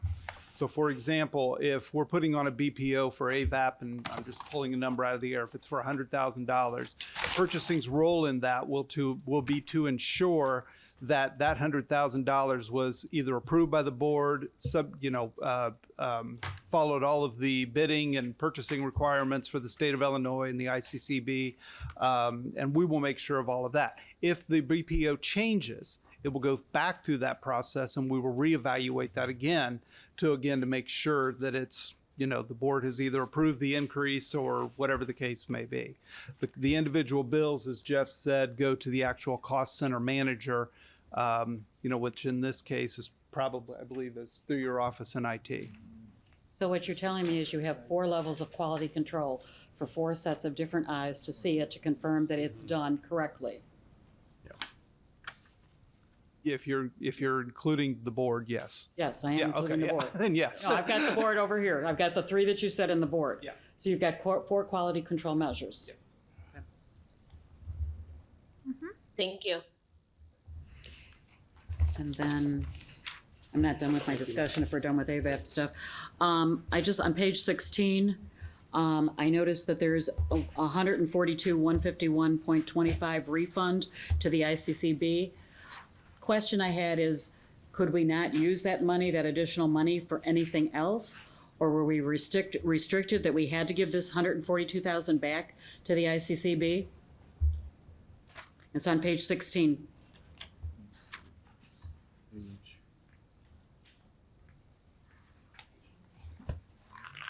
Okay. I know I was asked on this earlier. Okay. If I didn't, Go ahead, Jeff.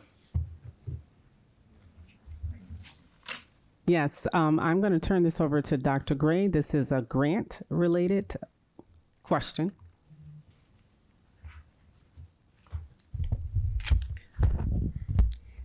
I believe that this was a grant for the CAPIT grant, which was a grant to increase the pipeline of workers in the IT field. And this is under our workforce engagement, our workforce education, which is Dane Mazzagato. He worked on this. He was actually hired for this grant a month before COVID hit, and they were not able to compliantly spend the money. There were quite a few restrictions. We actually did get a coach to help us spend down the money, but spent as much as we could, but could not in good faith spend it all. So we had no more areas to spend it on, so that's why I had to go back? Yeah, it was very specific. It was for these IT workers, and I believe we ended up with about 25 students in the program. It could not, and it was across the state. All the schools that had this grant had very similar concerns, and, because we never want to leave grant money on the table. Right. But we were very careful to make sure that we stayed within the guidelines of the grant and make sure we did it in a compliant manner, and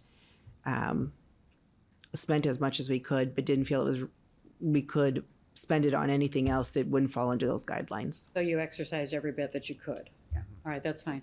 Jeff, I have one question too. I know we said there was 4 levels of review for quality control on that. How many do we have in accounts payable people that work on paying the bills now? There's 2 accounts payable clerks. There's 2 accounts? Okay. And then the last thing I wanted to mention was, and I know Karen is very attuned to this, I pulled bills to have her look at who they were for and what they were for lodging, meal expense, airfare, car rental, tolls. It would be nice, this is now the 4th time I've mentioned it, for something to be done. And I know apparently Jerome's the only one that can do anything with this expense report, which I think is not appropriate. I think we need to have people that can pull it and do things to upgrade, because just telling me it's airfare and lodging, what's it for? We've got a lot of expense. And Jerome, you can come up here and tell me why we can't get people to put the right information in and log it in, because this is the 4th month I've been pulling these things and asking Karen, and I feel it's totally unnecessary to keep doing it when people could lodge this stuff in. And if you're the only one that has control, I don't understand that. Well, let's back up. Go ahead. Up just a second. So So what I'm doing is writing reports that pull data out of the system. So what you're seeing there is what's provided based upon what people are entering. Similar to what someone mentioned before, when the BPOs are set up, or if someone is actually bringing in that invoice, they essentially say, or they put in the memo section why they're doing that travel or why they're doing the lodging. So those are things that would have to be done from an education perspective of re-educating the people who are entering that information. A lot of this is self-service, so people are entering these, so it would have to be done on that side. Once it's in the right place, then the report will pick that up. Then the data entry is the problem that you're having in these reports. So the data entry clerk that's doing it, who's doing the data entry, is not giving enough information for us to know what it's for. And depending on what it is, again, some of these are actually employees. Again, with Workday, a lot of this has now become self-service where employees are entering their own transactions. What used to be on paper is now electronic. So that would be the kind of process we would need to go through. Okay, so I guess Dr. Namuo and Karen and Dr. Farmer, is there anything we can do? Because this is the 4th month. I don't like being repetitive and asking for this information. I mean, this time I shot pictures to her of all the pages that I was looking at that I'd like to know. I think we should know if we're approving things. I'm just not going to blindside and approve. We need to know what they're for. Can we not get some educational benefits in here so that the people that are logging this information can put in for the department and who the person is? And I don't care if they abbreviate, but as long as we know. And any abbreviations too, such as those initials, added to our column list on the back of us so that we're not trying to figure out what EEAS is and all that stuff. We're not in your environment. We're in our own environment. We're trying to understand your environment. So Maybe just send a memo. So Vice Chair Broderick, I want to call your attention to the comprehensive report that KISO has provided for us. Just want to make sure I clearly understand what you're seeking. So the report that she provided us, for example, for number 16, the Doubletree Rosemont, it has a brief synopsis: Hotel for Government Leadership Institute, GLI Conference, Board Travel. Are you seeking additional information? I don't need for her to provide that to me. Okay. I think it should be on the report. Okay. So that we don't have to ask what it's for. When I look at a simple page that says United Airline airfare, for what? For who? What do we do? Did I send you on a vacation? I mean, did he go to Hawaii? Not yet. I'm just asking. Not yet. That would be wonderful. Let me tell you, that would be wonderful. I mean, you can always send us on a vacation, but okay, so I want to make sure I clearly understand. So what you are requesting is that additional information is included in the board packet. It should be on your line item on the description. So the description is not complete unless they have what it's for in the department. And that's what I'm asking for, because I go through these every month now. And I've only done it because Dr. Namuo is new and I'm just going through, and I'm not doing anything to disrupt it. I just think that we need to know what we're paying all this money out for. We're very money sensitive, just like we're enrollment sensitive. And I know it really is a comprehensive process to pull this information out of Workday. Jerome Gottlock, if I can have you back up at the podium to respond to that, if that's possible at this time.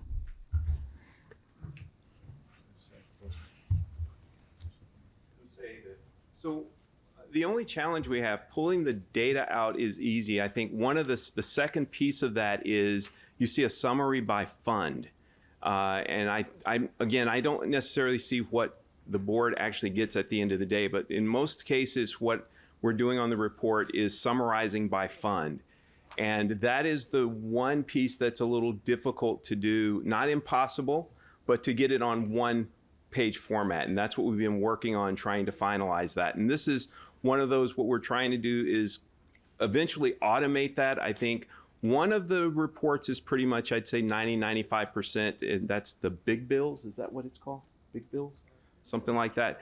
That one is pretty much ready to go. The rest of them you're looking at, it's a breakdown between different type of expenditures that are going out, which is expenses. I think there is, I can't remember all of them off the top of my head, but they're different type of expenditures. So they're essentially what we're doing is breaking those into individual reports, and then they'll be consolidated. Well, if you saw our summary of reports that are on the back, it's just a lump sum. So I can't pick out what it's for what we're seeing. Yeah. And Trustee Broderick, I want to thank you for your patience as we kind of work through this. I want to commit us to doing two things. First, acronyms, absolutely. So we've got to make a commitment to, as we're using new acronyms, I'm just going through, the list of bills here that we're also populating, right? The appendix in the back, the list of acronyms. So Dr. Farmer, if we can make sure we do that. And then second, I'm noting just the creativity that some who are entering data are using, because the fields are limited, right? The fields are 50 to 60 characters. So the use of acronyms then can be just because we only have 50 or 60 characters there. So I think what I'm going to commit us to is some sort of, process whereby we have conversations with those who are entering the data to be, to use that space in a better way, but also there's 50 to 60 characters. Absolutely. That's it. But here's the thing, though. When you say Wyndham Garden Hotel, I know that's lodging. I don't need to have lodging put in the description. I need to know what, who. Yeah. United Airlines, airfare. Oh, wow. Hit me on the head. I didn't know that was airfare. It only makes sense to identify it without putting what we already logically know is there. They could do it. There's plenty of space to do it. Yeah. And so that's more of a training thing then. May I ask, is that 50 character limit, is that a workday restriction? Or is that a departmental restriction? And I'm just estimating. I'm kind of estimating it. Yeah.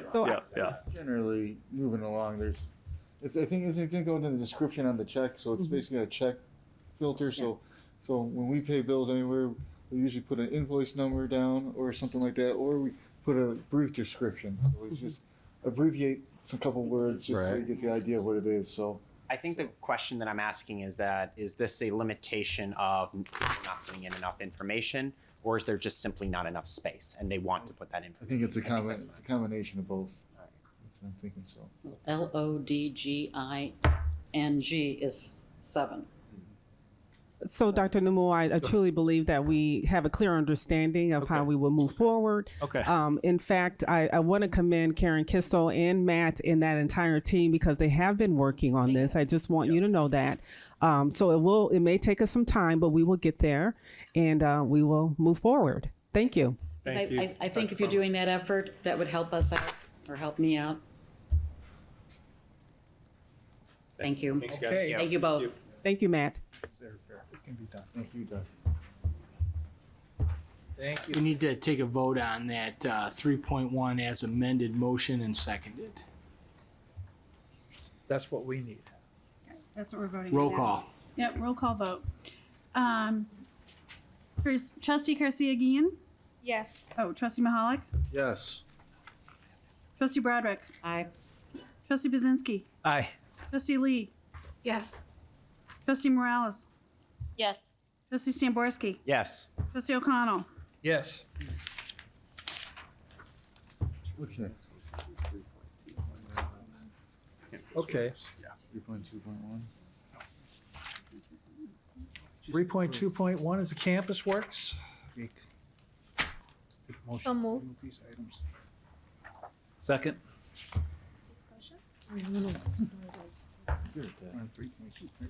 Can I just say, as a reminder, per Board Policy 04 or 01.45.00, meetings of the board, each trustee is given 3 minutes for discussion when recognized by the chair. Each trustee will then be allowed 2 minutes of rebuttal after each trustee has been given the opportunity to speak. And I've been designated the timekeeper, and I got my little clocks. Thank you.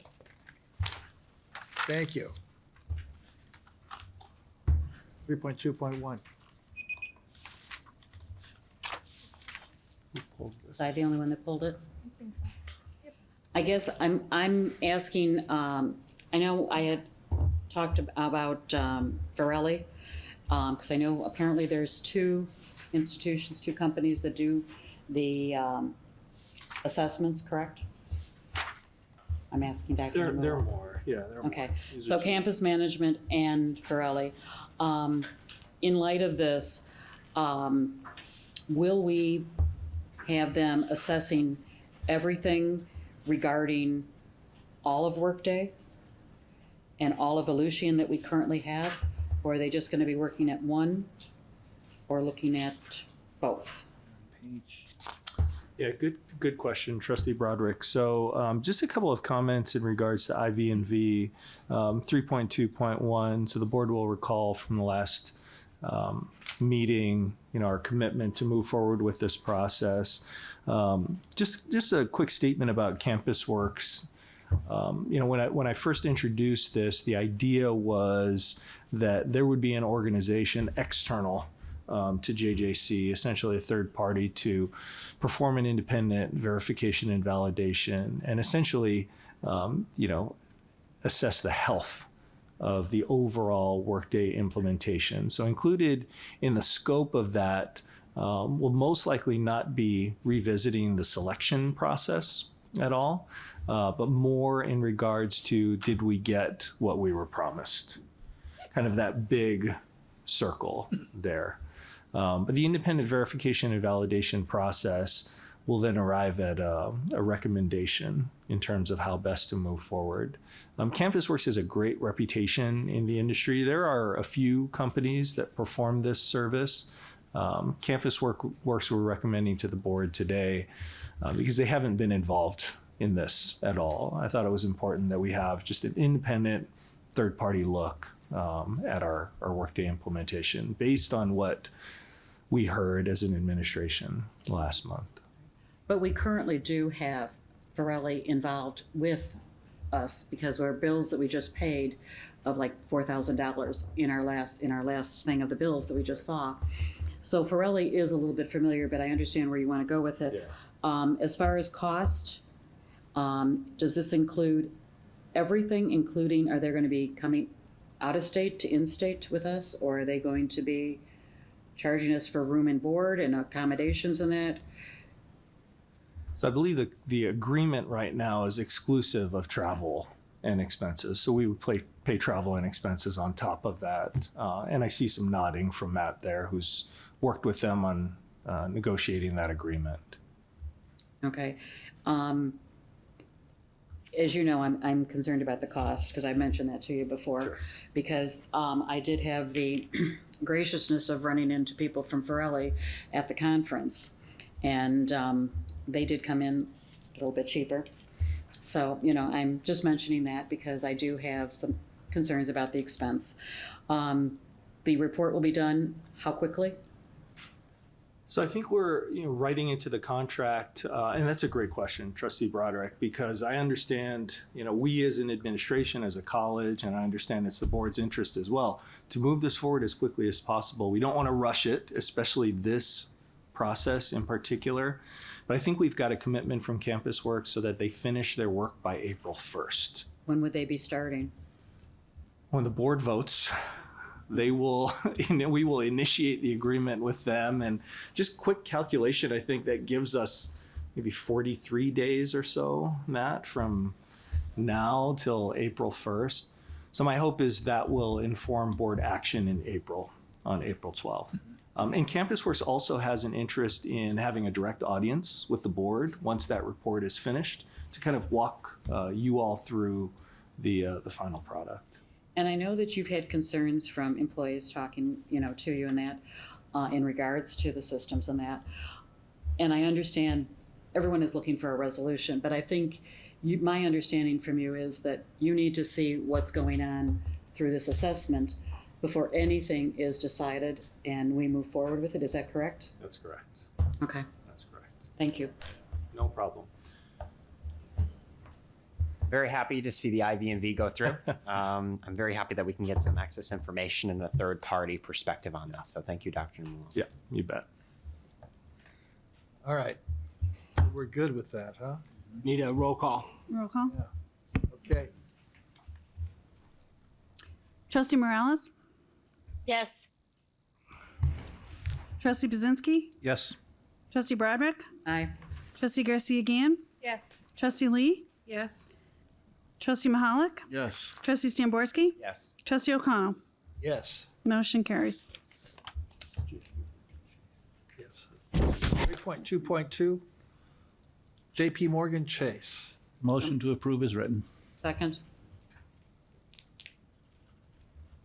No discussion required. Conflict of interest. No discussion. I do have a question. You have a question, okay. Well, it's a discussion question. Uh-huh. I had asked because we get rebates of about $157,465. Can anyone explain what we do with those rebates? Since we're getting revenue in? Dr. Farmer, I believe that was in the report, if I'm not mistaken. It stated how much, but it didn't say what we did with it. That's why I'm asking. Well, Matt Stevens, I want to see if you have a response to this one. Matt, you've been very busy tonight. Yeah. Just got the answer. No. No, so the rebates, the 151,000, whatever it was, keep in mind that I believe that was since 2018. We do not It's get 5 that years. It's annually. 5 Okay, years. I wanted to make 5 years, sure. But I'm just asking what we do with it all. Okay, yeah, because you were going to be sorely disappointed if that was the I case. know. No, it goes into the educational miscellaneous fund. So, there. yeah, exactly. So it gets used to pay those types of bills and that sort of thing. Do we then allocate it into the budget, knowing that we're going to get the 1.25%? Jeff's shaking his head, so I would think that's a yes, that you can say yes to. Yes. Okay. It becomes part of miscellaneous income in the education fund, so it's not a lot of the budget, but it's a little bit of it. No, but I mean, I'm just looking. I mean, it could be a part of education tutor, teacher or whatever. I'm just asking. Okay. And the rebate is dependent on our spend. So we get a rebate based on how much we've used the procurement card. Procurement card and travel card are both included in that. Mm-hmm. And I know they have First Midwest. I know it's Old National now, though. Are we getting the same thing from Old National? No, it's actually JP Morgan Chase. Those companies. You're right. Never mind. Yeah, those companies that were listed responded, yes. And actually, we'll be moving to the, if it's approved tonight, we'll be moving to the IPEC agreement, which is the Illinois Higher Education Purchasing Consortium. It'll actually be a little richer contract. Not only will we be getting rebates based on our spend, but we'll be getting rebates based on the consortium spend as well. So they've got a little table, and our rebate should actually bump up a little bit. Good to know. Yeah. Thank you. Thank you both. 3.2.3. Wait, we need a roll call vote on that one. Sorry.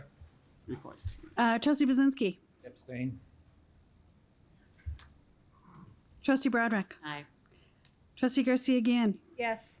Trustee Lee. Yes. Trustee Mahalik. Yes. Trustee Morales. Yes. Trustee Stamborski. Yes. Trustee O'Connell. Yes. Motion carries. Now, 3.2.3. I don't think that was pulled. I think the next pulled item would be 3.7. 3.7. Thank you. Trustee Morales pulled this. Okay. So the discussion I'd like to have is, We need a motion first. Motion? Yeah, just Second. Second. Discussion? Jim Bazinski and Trustee Broderick. You're good to go now, Alicia. Yeah. Okay. Go ahead, Okay, Trustee. Thank you. Okay, so it is being recommended to the board that we rescind the differential tuition rate for culinary arts effective fall of 2023. The impact of differential tuition on the culinary arts management department has been dramatic, and since its implementation in 2017, enrollment has dropped 32%. This is so heartbreaking to see, and we can pull a report and see the enrollment and the demographics of our enrollees in this program. And its majority of the students are people of color in this program. And I saw this coming in 2017. We thought, we have a couple programs like this that we have differential tuition because the thought process is once they graduate, they are supposed to be able to earn more money. I just want to say that I saw this coming, you guys, and I am so happy to support this to rescinding this tuition, and I would encourage the administration to look at the other programs and please share with us, if are they growing? Are we seeing a decline? Do we need to do this with any other program? That's all. Thank you. Anything else? Nope. Okay. Okay. Trustee Bazinski? Yes. Trustee Broderick? Aye. Trustee Garcia Gann? Yes. Trustee Lee? Yes. Trustee Mahalik? Yes. Trustee Morales? Yes. Trustee Stamborski? Yes. Trustee O'Connell? Yes. Motion carries. Okay. Now we're down to 4. New business, old business, 4.1. 4.1, so we have the first readings for college admissions, which is a high-level overview of the applicant. Apologies, Trustee Lee, I believe we're at 3.5, correct? Okay. Did you?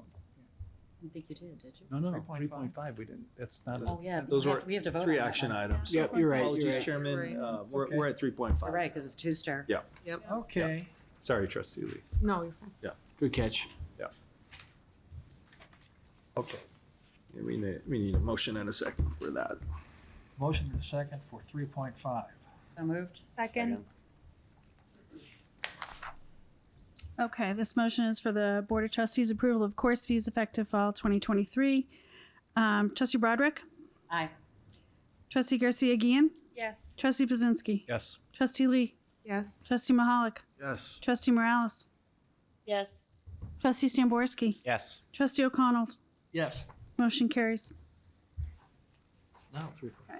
Yes, you got it. 3.6, Board of Trustees approval of new increase in tuition rates So moved. and fees. Second. Any discussion? Discussion? Well, this is just saying that we're not increasing. tuition, Correct. right? So, Correct. No increase. We don't need a discussion. Okay, good, then we don't get to complain. someone's against Trustee that. Lee? I don't know Yes. what's going on, so. Trustee Bazinski? Yes. Trustee Broderick? Yes. Trustee Garcia Gann? Yes. Trustee Mahalik? Yes. Trustee Morales? Yes. Trustee Stamborski? Yes. Trustee O'Connell? Yes. Motion carries. 4.1.1. Yep. New business. College admissions is a high-level overview of applicants' eligibility for admissions. 4.1.2, Student Code of Conduct, sets out our expectations for students at a high level overview of that. And the 4.1.3, communicable diseases, defines what a communicable disease is and also states that we as a college will allow students to attend with reasonable accommodations. There was a lot taken out if you look at that policy and put into procedures, just in case anybody wanted to look at what was taken out of what is on the board policy end, and a lot of it was put into procedures. Just a heads up there. Okay. What about 4.2? We already You approved. Good, Chairman? Yeah, that's already approved under the consent agenda. Okay. 4.3. I'd like to ask under 4.3 that we bring the RFP protocol and provisions in front of us. I think that that's created a lot of the concern that's going on with the workday situation, and I think we need to re-examine the protocols and policies for the RFP.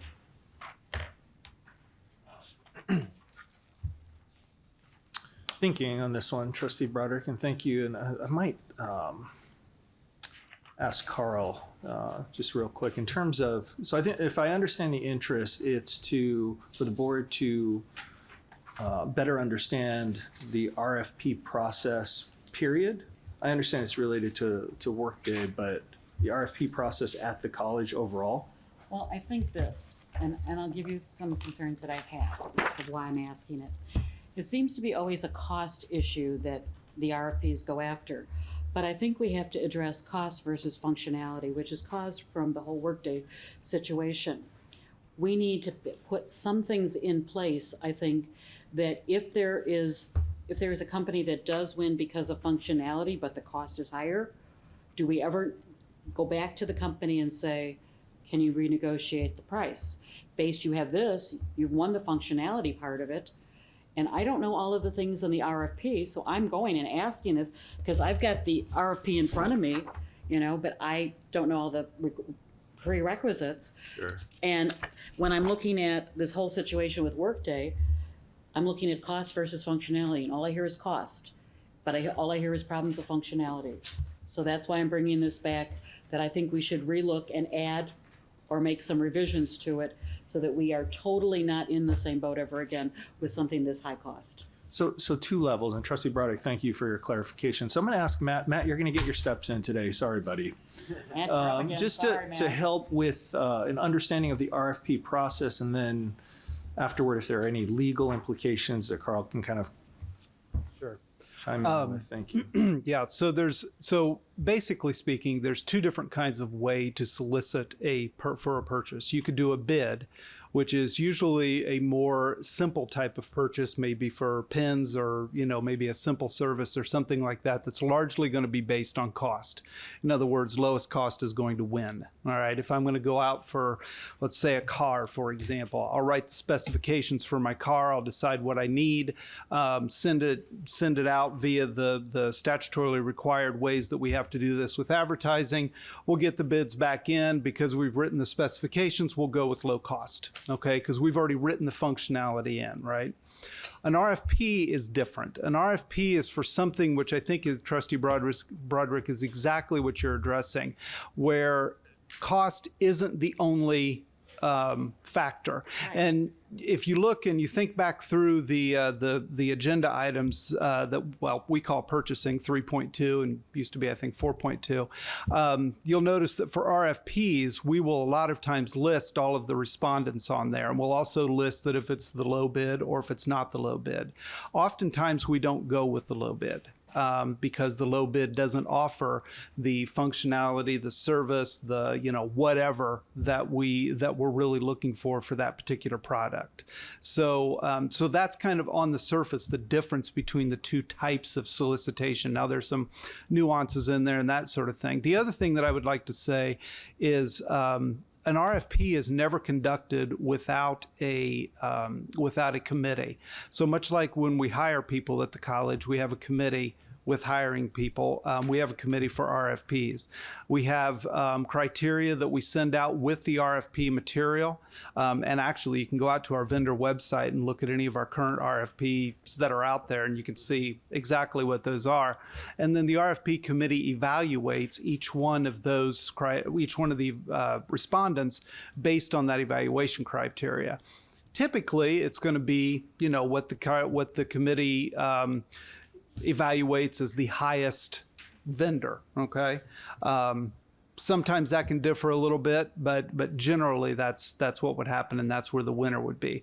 The Workday process, and I wasn't here during that time, but looking back through some of the things that we went through, that is a very, very complex RFP. Right. Extremely complex. Most of RFPs are not near not near that complex. This is probably one of the highest priced things that we ever voted on. And the reason I'm asking for a revisit to it is because everyone on the committee is not sensitive enough to know all of the things that are needed for an ERP system. Everybody's got different pieces that they bring to it.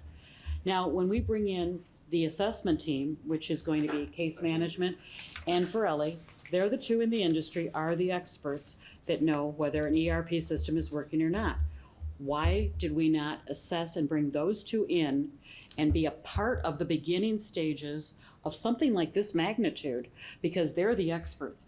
Yes, you have the committee, and I understand the committee format, but I don't think the committee, we had a lot of information that was passed as the RFP and the ERP.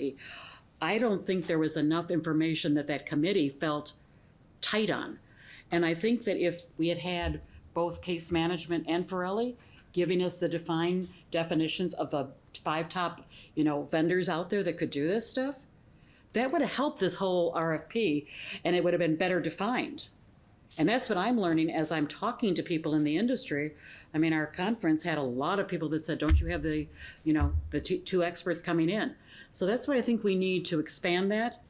And something like this, which was the hugest one that we've ever approved, I think something like this needs to be a little bit more fine-tuned. And that's why I'm saying I think the RFP should be a little bit more, depending on the dollar amount or the type of product that we're looking for. I think there needs to be a better definition of the beginning stages of the RFP. Sure thing. Trustee Broderick, thank you for that. I'm tempted to say I take your point and drop the mic or drop the pen right here because it's a very good one. I think, what we can do as an institution, and actually let me take a step back in regards to the RFP selection process, what you've described, and I think when you reference case management, were you referencing Campus Works? I mean, Campus Works. Pardon. That's okay. That's okay. Campus Works That's and okay. Pirelli. They're the same. They're the two companies that I know are the ones that are defined as the industry leaders in defining ERPs. So No problem. The No problem. words get sometimes No a little problem. bit mixed up here. There are many colleges and universities that use organizations, companies like Campus Works, like Pirelli, to help with the ERP process. So point taken, noted. Really appreciate that. In terms of, any legal ramifications, Carl, that you'd like to add to this? No, when you have an RFP, an RFP is different than a bid. So when you hear the term lowest responsible bidder, that's when we're talking about our public works projects or buildings and things like that. When you have an RFP, it's usually for specialized services that don't fit into the square hole of a bid process so that you can compare a widget to a widget. It's usually it's services, it's personnel, it's knowledge, it's experience, it's all kinds of other things. So from a legal perspective, RFP allows itself to be much more malleable and much more adaptive to what the needs of the public institution are. And that's not just for Joliet Junior College, that's for all public entities that are allowed to do RFP processes. And from what I hear, you're expressing a concern about, I think it's more towards, an operational tool that exists within the college that you would, advise the president, hey, we want you to take a look at this RFP process. But from a board perspective, when that process gets to you, you should be able to rely on the fact that that process has been a good process. So I think it's not the board's place to define what that process is, because you don't necessarily have the experience and knowledge to understand what that process is, and you shouldn't. But it should be, if you're saying, hey, as a directive to the president, I want you to go back and look at this and make sure that our RFP process is, committee driven, whatever the case may be, I think that's appropriate. From a legal perspective, the board vis-a-vis the staff, I think that's an appropriate response. And the reason I'm asking is because everything that was presented to us in 2019 was due to cost. It didn't show us anything of functionality. I think that was a big concern that is raised by all of the employees, past and present, and now the board, because of the cost factor, that we looked only at the cost from what I'm seeing in the presentations that were presented to us. So Matt, I know you weren't here, and I appreciate you saying that, but I think from a cost perspective, this one went cost-wise, not functionality. And I think if that be the case, then we need to assess and bring it back to Dr. Namuo's attention, and that's why I asked to have it brought on the agenda. You mind? I think that the biggest mistake that we made back then was not having one of the board members on that committee, because had one of the board members have been on that committee, we would have seen all of the information that was being presented, and then we would have been able to come back to the board and say, hey, I'm also seeing this, and I think we need to bring this up. And I think that in essence of what you're saying of bringing up this ERP and bringing all of this up, yes, we can question it. Yes, we can look at the policy and the procedure. That's great. But I think going forward, the biggest thing that could have changed the outcome of this whole situation was having a board member on that committee. So whenever we're going through an ERP and wherever we're going through spending that much money, I think that it's going to be important for the chair to make sure that we have somebody on that committee that's on this board. But I also think it's necessary for, if we're doing like the system again, to have the experts, not just the committee, but the experts that can give us guidance in developing our RFP. And that's where I'm going with the RFP. For development with the two experts, the two company experts, that they know. They're the ones that go in and make the assessments, because if they didn't know how to make the assessments, why would we even engage with them? They are the experts. We had that with Gardner, though. They had Gardner. No, Gardner's not. Gardner's not considered part of it. It's only those two that are. Is it if you have a board member on the committee, is that going to limit people's thoughts and views based on what the board member is thinking? That may be something to think of too. So I would be concerned about like the legal perspective of that, if that's even sitting within the purview of what the board ought to do. I'm curious, is that something we've done in the past? No, it's not. College? Okay. I mean, and for that reason, you know, as many of our trustees are often remind us that they're a policy-making board, and so to Josh's point, you know, it's for you to make the decisions and to be provided with the information. And if you don't feel that you're getting adequate information, to then ask for more information. But at the end of the day, it's the president's job to run that operation.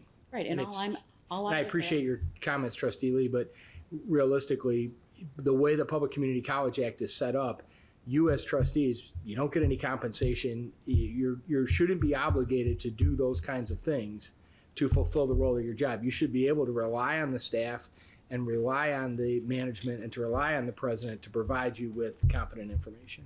And that's, I guess, 100%. where we're seeing what went wrong is that we were presented with information that was not giving all of the details. And Carl, is it wrong for us to then bring it up and ask him to look at it? Oh, no. Because No, that's it's what not I'm wrong to asking. ask him to bring it up. When I I don't say know on that the it's in agenda, I'm asking so we can see it. We've never seen it, but my we have point to is- approve it. Is that it's not necessarily going to be, you shouldn't expect to see an agenda actionable item necessarily. I'm not looking for an from your action concern. item. I'm looking for us to see it so that we can see what it's all about. Because if we're the end all, when was it last revised? When was it last revised? The protocols and policies for it. So Things have changed. The industry's changed. Yeah, so Dr. Namu, if I may, just based on the conversation, if I could make a recommendation for Karen Kissel and I to take a look at the RFP process in partnership with Matt, just to make sure the process is fundamentally fair and based on some of the feedback from the board. I know that we have a workday workshop, and I know we're talking a little bit about the RFP process in relationship to Workday. So I'm going to make a recommendation if we can table that conversation, as we will have the opportunity to talk about that during our workshop. Thank you, Dr. Farmer. Can I have just 2 seconds on that? You mentioned going back to somebody who didn't win the bid and renegotiating costs with an RFP. I don't believe we can do that. Yeah, in an RFP, you can. You know, can? You can have different conversations, and I mean, I've sat in as the respondent in an RFP, you know, to be chosen for services, and oftentimes in the course of the questioning, they'll say, well, these are the rates that are being proposed by this particular firm for these activities, and they will do, for instance, project billing. Do you do project billing? Yes, we do project billing. then You know, it becomes so an auction. a little bit, yeah. I remember reading some of the 2 of the RFPs, and one of the things that they brought up there is that their words, not mine, that it's a tool of negotiation. And the other part too is the companies know, the vendors know that we fall under a budget.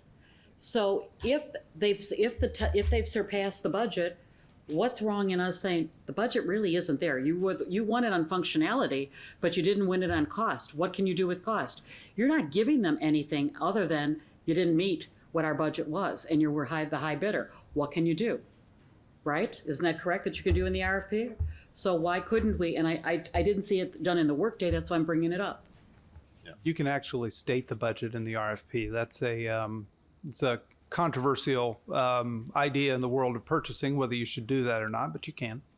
You can mention it in it? Sure. We've done that with some was it- I RFPs, didn't and I see don't it. remember which one. But then I didn't see it in this. Then it limits the amount of people that bid, because if they're over budget, they're say, well, I'm not going to bid that because I'm over budget. So that's why you generally leave it out. I'm assuming, right, Matt? Well, generally, it also the opposite. Well, gosh, if they have $1 million, then I'll be darned. Mine just came in at $1 million. And honestly, Matt, I don't see it in this RFP. And I was going through this weekend. It may not have been. It's not a common practice. I just said we can do that. I mean, that's almost like tipping your hand. Right. Yeah. Yeah, exactly. Yeah. Matt, thank you for your time. Appreciate Thanks, it. Matt. Thanks, man. Matt, you've been very busy. Don't go too far. Matt, do you want to stay up here for a No, while? no. Hold on. No, I don't think I'll need to bring Matt back. I'd be interested to see Matt's steps tonight. From the It's 12,000. so. I'd be interested to see Chief Campbell squats. How many? No.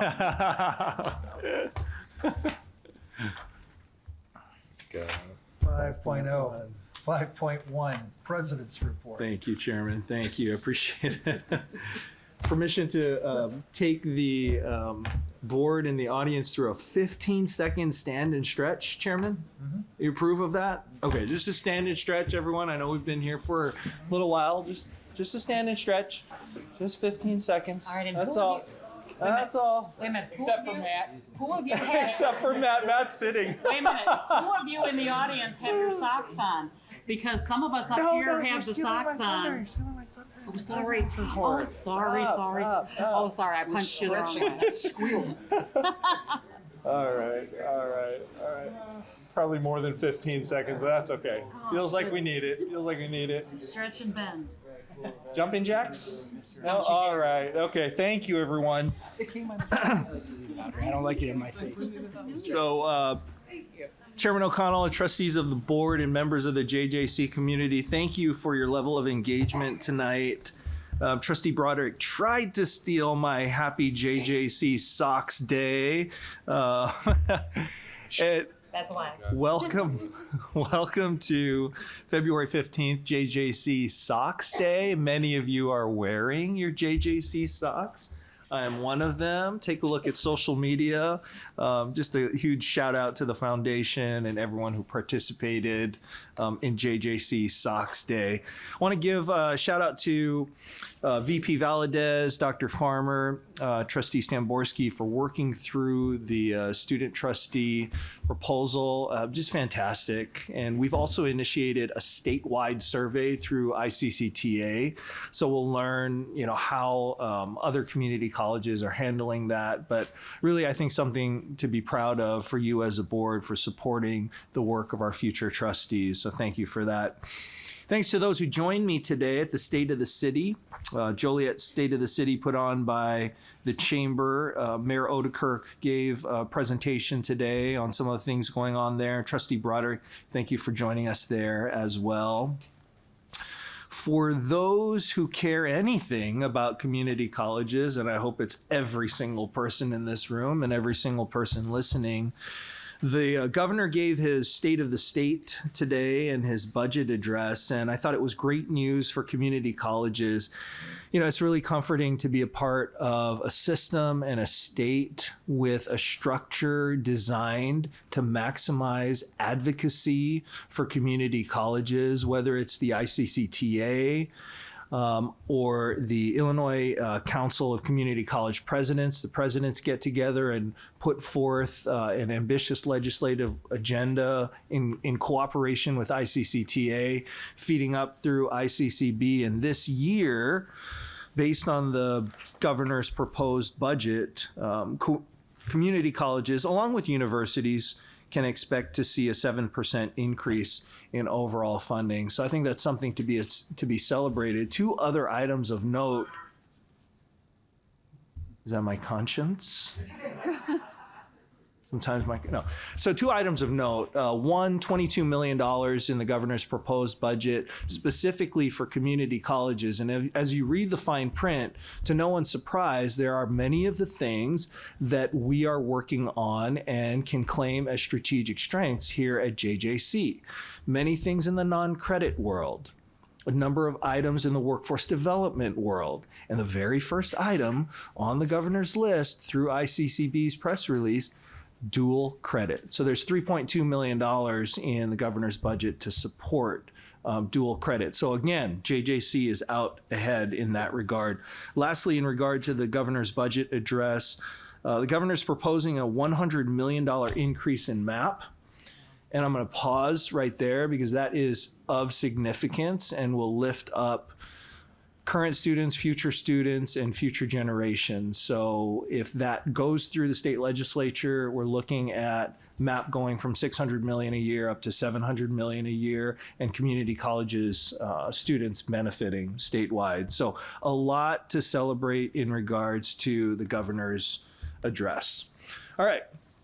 Just real quick, some things to celebrate. I want to give a shout out to Dr. Rouse at District 86 for pulling together Team Community. Allegedly, the president was the leading scorer, allegedly, on Team Community, and we competed against Team Administration. So Dr. Rouse was the coach of Team Administration. All kidding aside, District 86 has raised over and actually distributed over $420,000 since 2004, grants to support students in their district. So really excited and honored to be a part of that effort. Just want to give a huge shout out to District 86 there. I promise not to steal Trustee Stamborski and Trustee Broderick's thunder too much here, but we had an exceptional trip lobbying and advocating on behalf of Illinois community colleges, and of course, more specifically JJC, meeting with our delegation and making a case for additional resources and the legislative priorities that collaboratively we've worked on. So I'm going to stop there. But yes, Trustee Stamborski did go viral, both digitally and in person, and just walking around with him, like everyone's stopping this guy, saying what a great job he was doing. So Trustee Stamborski, well done there. I want to take a moment to acknowledge Black History Month, the events to celebrate Black History Months. Just a few things to note on this slide here. You can see DeAndre and Linda leading the way. I'm not sure if Linda is here today. We've got a lot of students here, and thank you for being here today and your interest in the operations of the college and the strategic direction of the college. Just a fantastic thing. I think Commander Williams right there is a video going around. I'm not going to show it, but there's a video going around of Commander Williams and Linda dancing there. So big celebration. I do want to make it over to the next slide here, and hopefully the volume cooperates, but I'm just going to give you a sense, because we had cabinet on that day, and we suspended cabinet for about a half an hour to participate in the festivities and the activities to celebrate Black History Month. So huge shout out to the Chicago Windy City Ramblers. I want to get that right. And so you'll hear them in just a second here.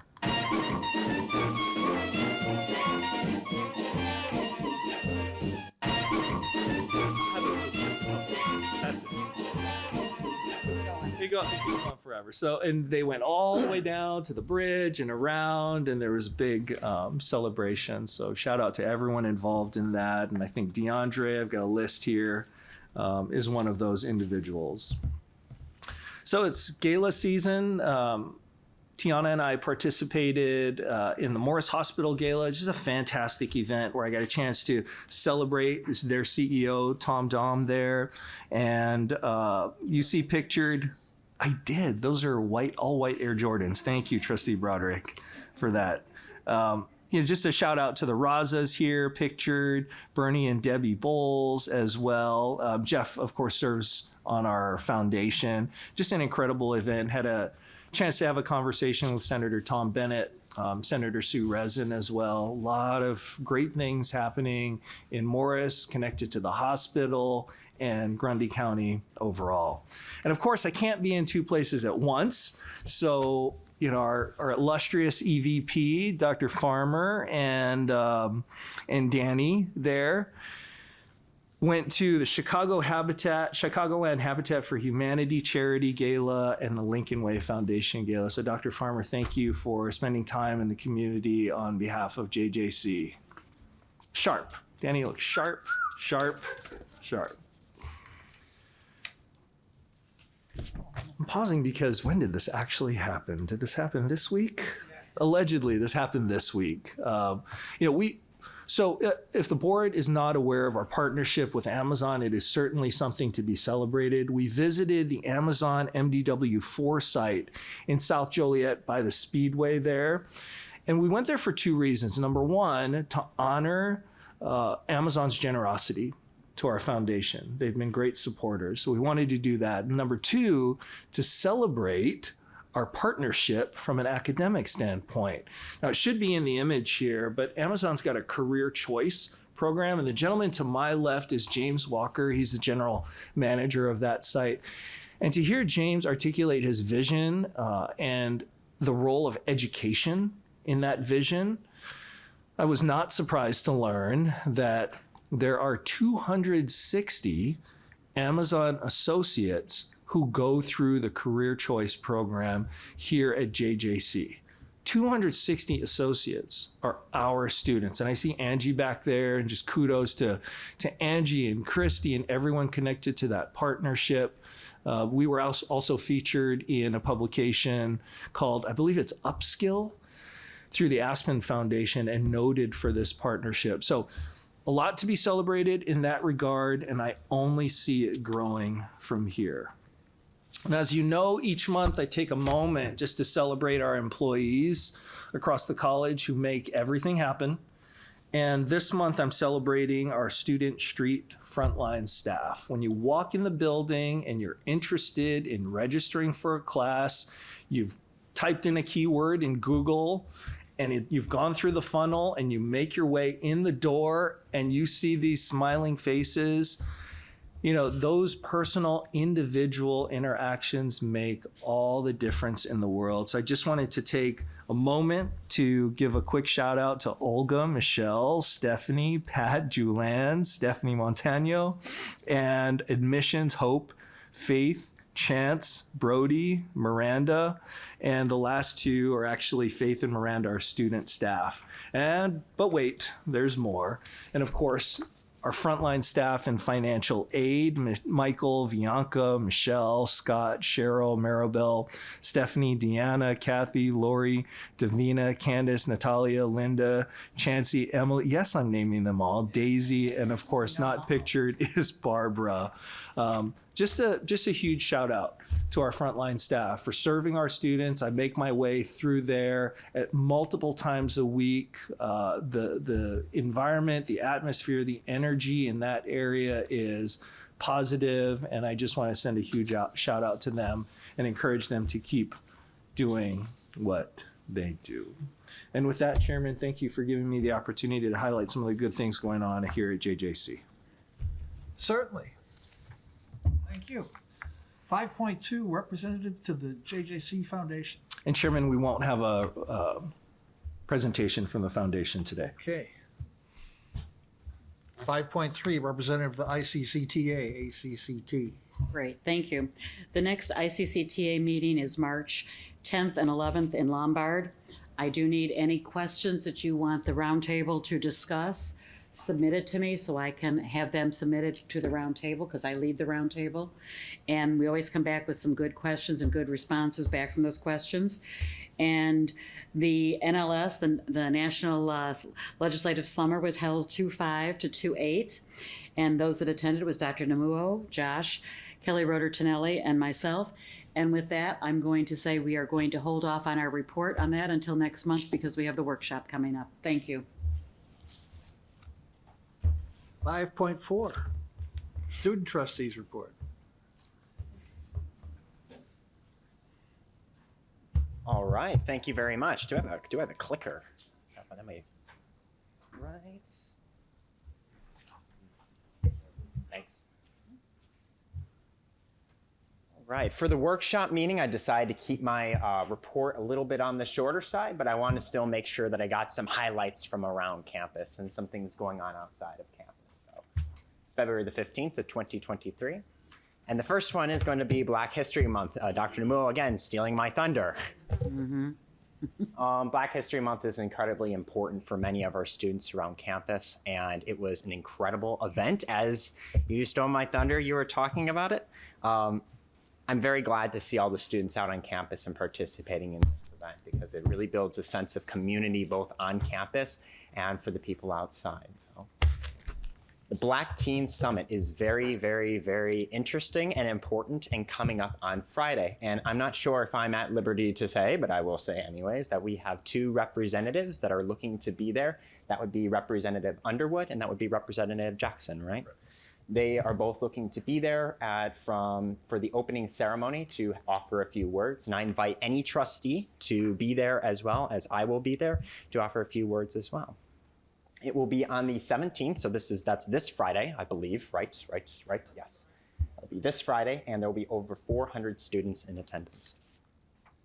Main Street. I was not at Main Street, sadly. I was in DC, but I was told that it was a wild success as many students walked through the promenade and were able to see all the different clubs set up. And you can see all the smiling faces of people that attend those clubs. And it's like a big old party right in the middle of campus, going on for like 4 or 5 hours. It truly is a sight to see.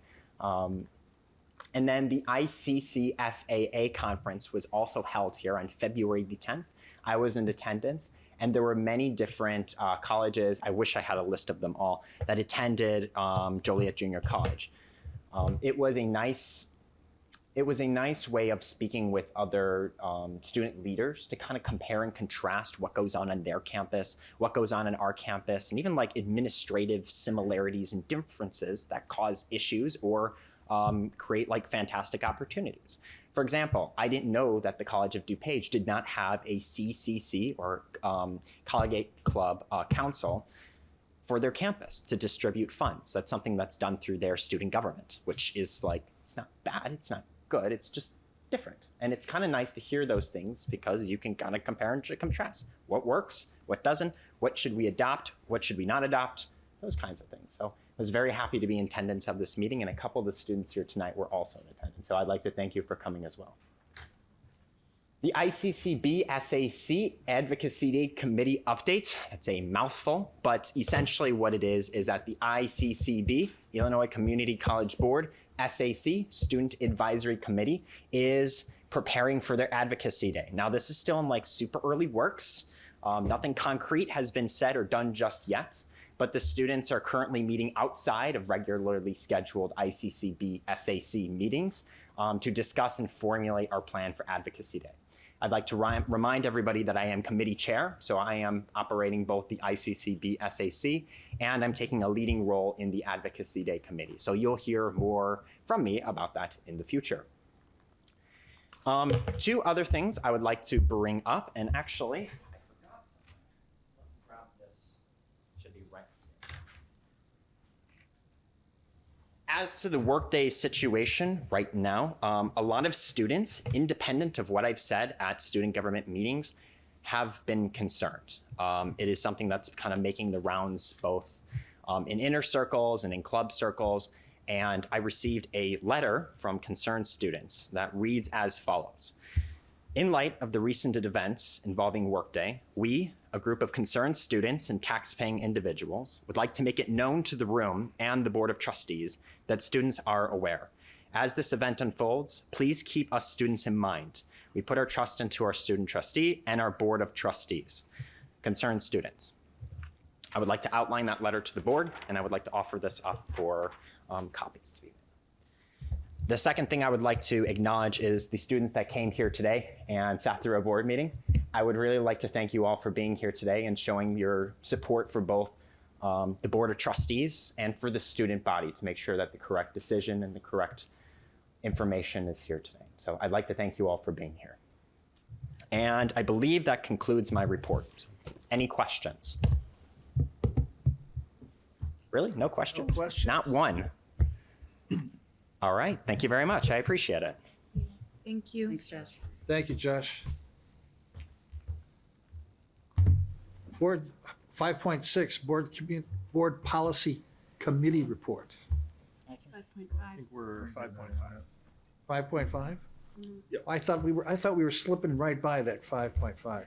Oh, well, there is no B and G report tonight, so. Yeah, there's no B and G report, so I thought I was getting ahead of the game, so I guess we're now at 5.6. You got it. Michelle, you got the 5.6 board policy. We have not met this month. We do not have a. All right. Yes. Okay. Finance, 5.7, Finance Committee report. There will be no finance committee report. It's the beginning of the year. 5.8, Chairman's report. Oh, guess what? This one, we're not going to have a long report. My report is not going to be long because we're going into a closed session, and we're going to have another session after that. So we're going to move ahead and have those. We'll have a closed session on 2.2, 6.2, and 2.11, 2C11. 2C2 and 2C11. And so remember, while we're closing, while we're going to get ready to close here, just remember the Turks and the Syrians, and don't forget about keep an eye on the Russians, and that'll be it. We have a motion to go into a closed session. So moved. For those two reasons, 2C2 and 2C11. Correct. Can I offer a little discussion real quick? You have to get a second. We need a second. Do we have a second? Oh, we do have a second. I'm just going to close session to the students in the room, if I may address them real quick. Is just where we, people leave the room and we talk about stuff that is not for the public eyes at the time. And then you return to the room for the workshop meeting, just letting you know what closed session is and what that looks like. All right? That's all. And Trustee Samborski, I think we've made room for the board in the back. So They can stay. Sweet, they even can better. stay. Yeah. Okay, I just need a roll call vote. Trustee Broderick? Aye. Trustee Mahalik? Yes. Trustee Pazinski? Yes. Trustee Garcia Guillen? Yes. Trustee Lee? Yes. Trustee Morales? Yes. Interesting. Trustee Stamborski? Yes. Trustee O'Connell? Yes. Motion carried.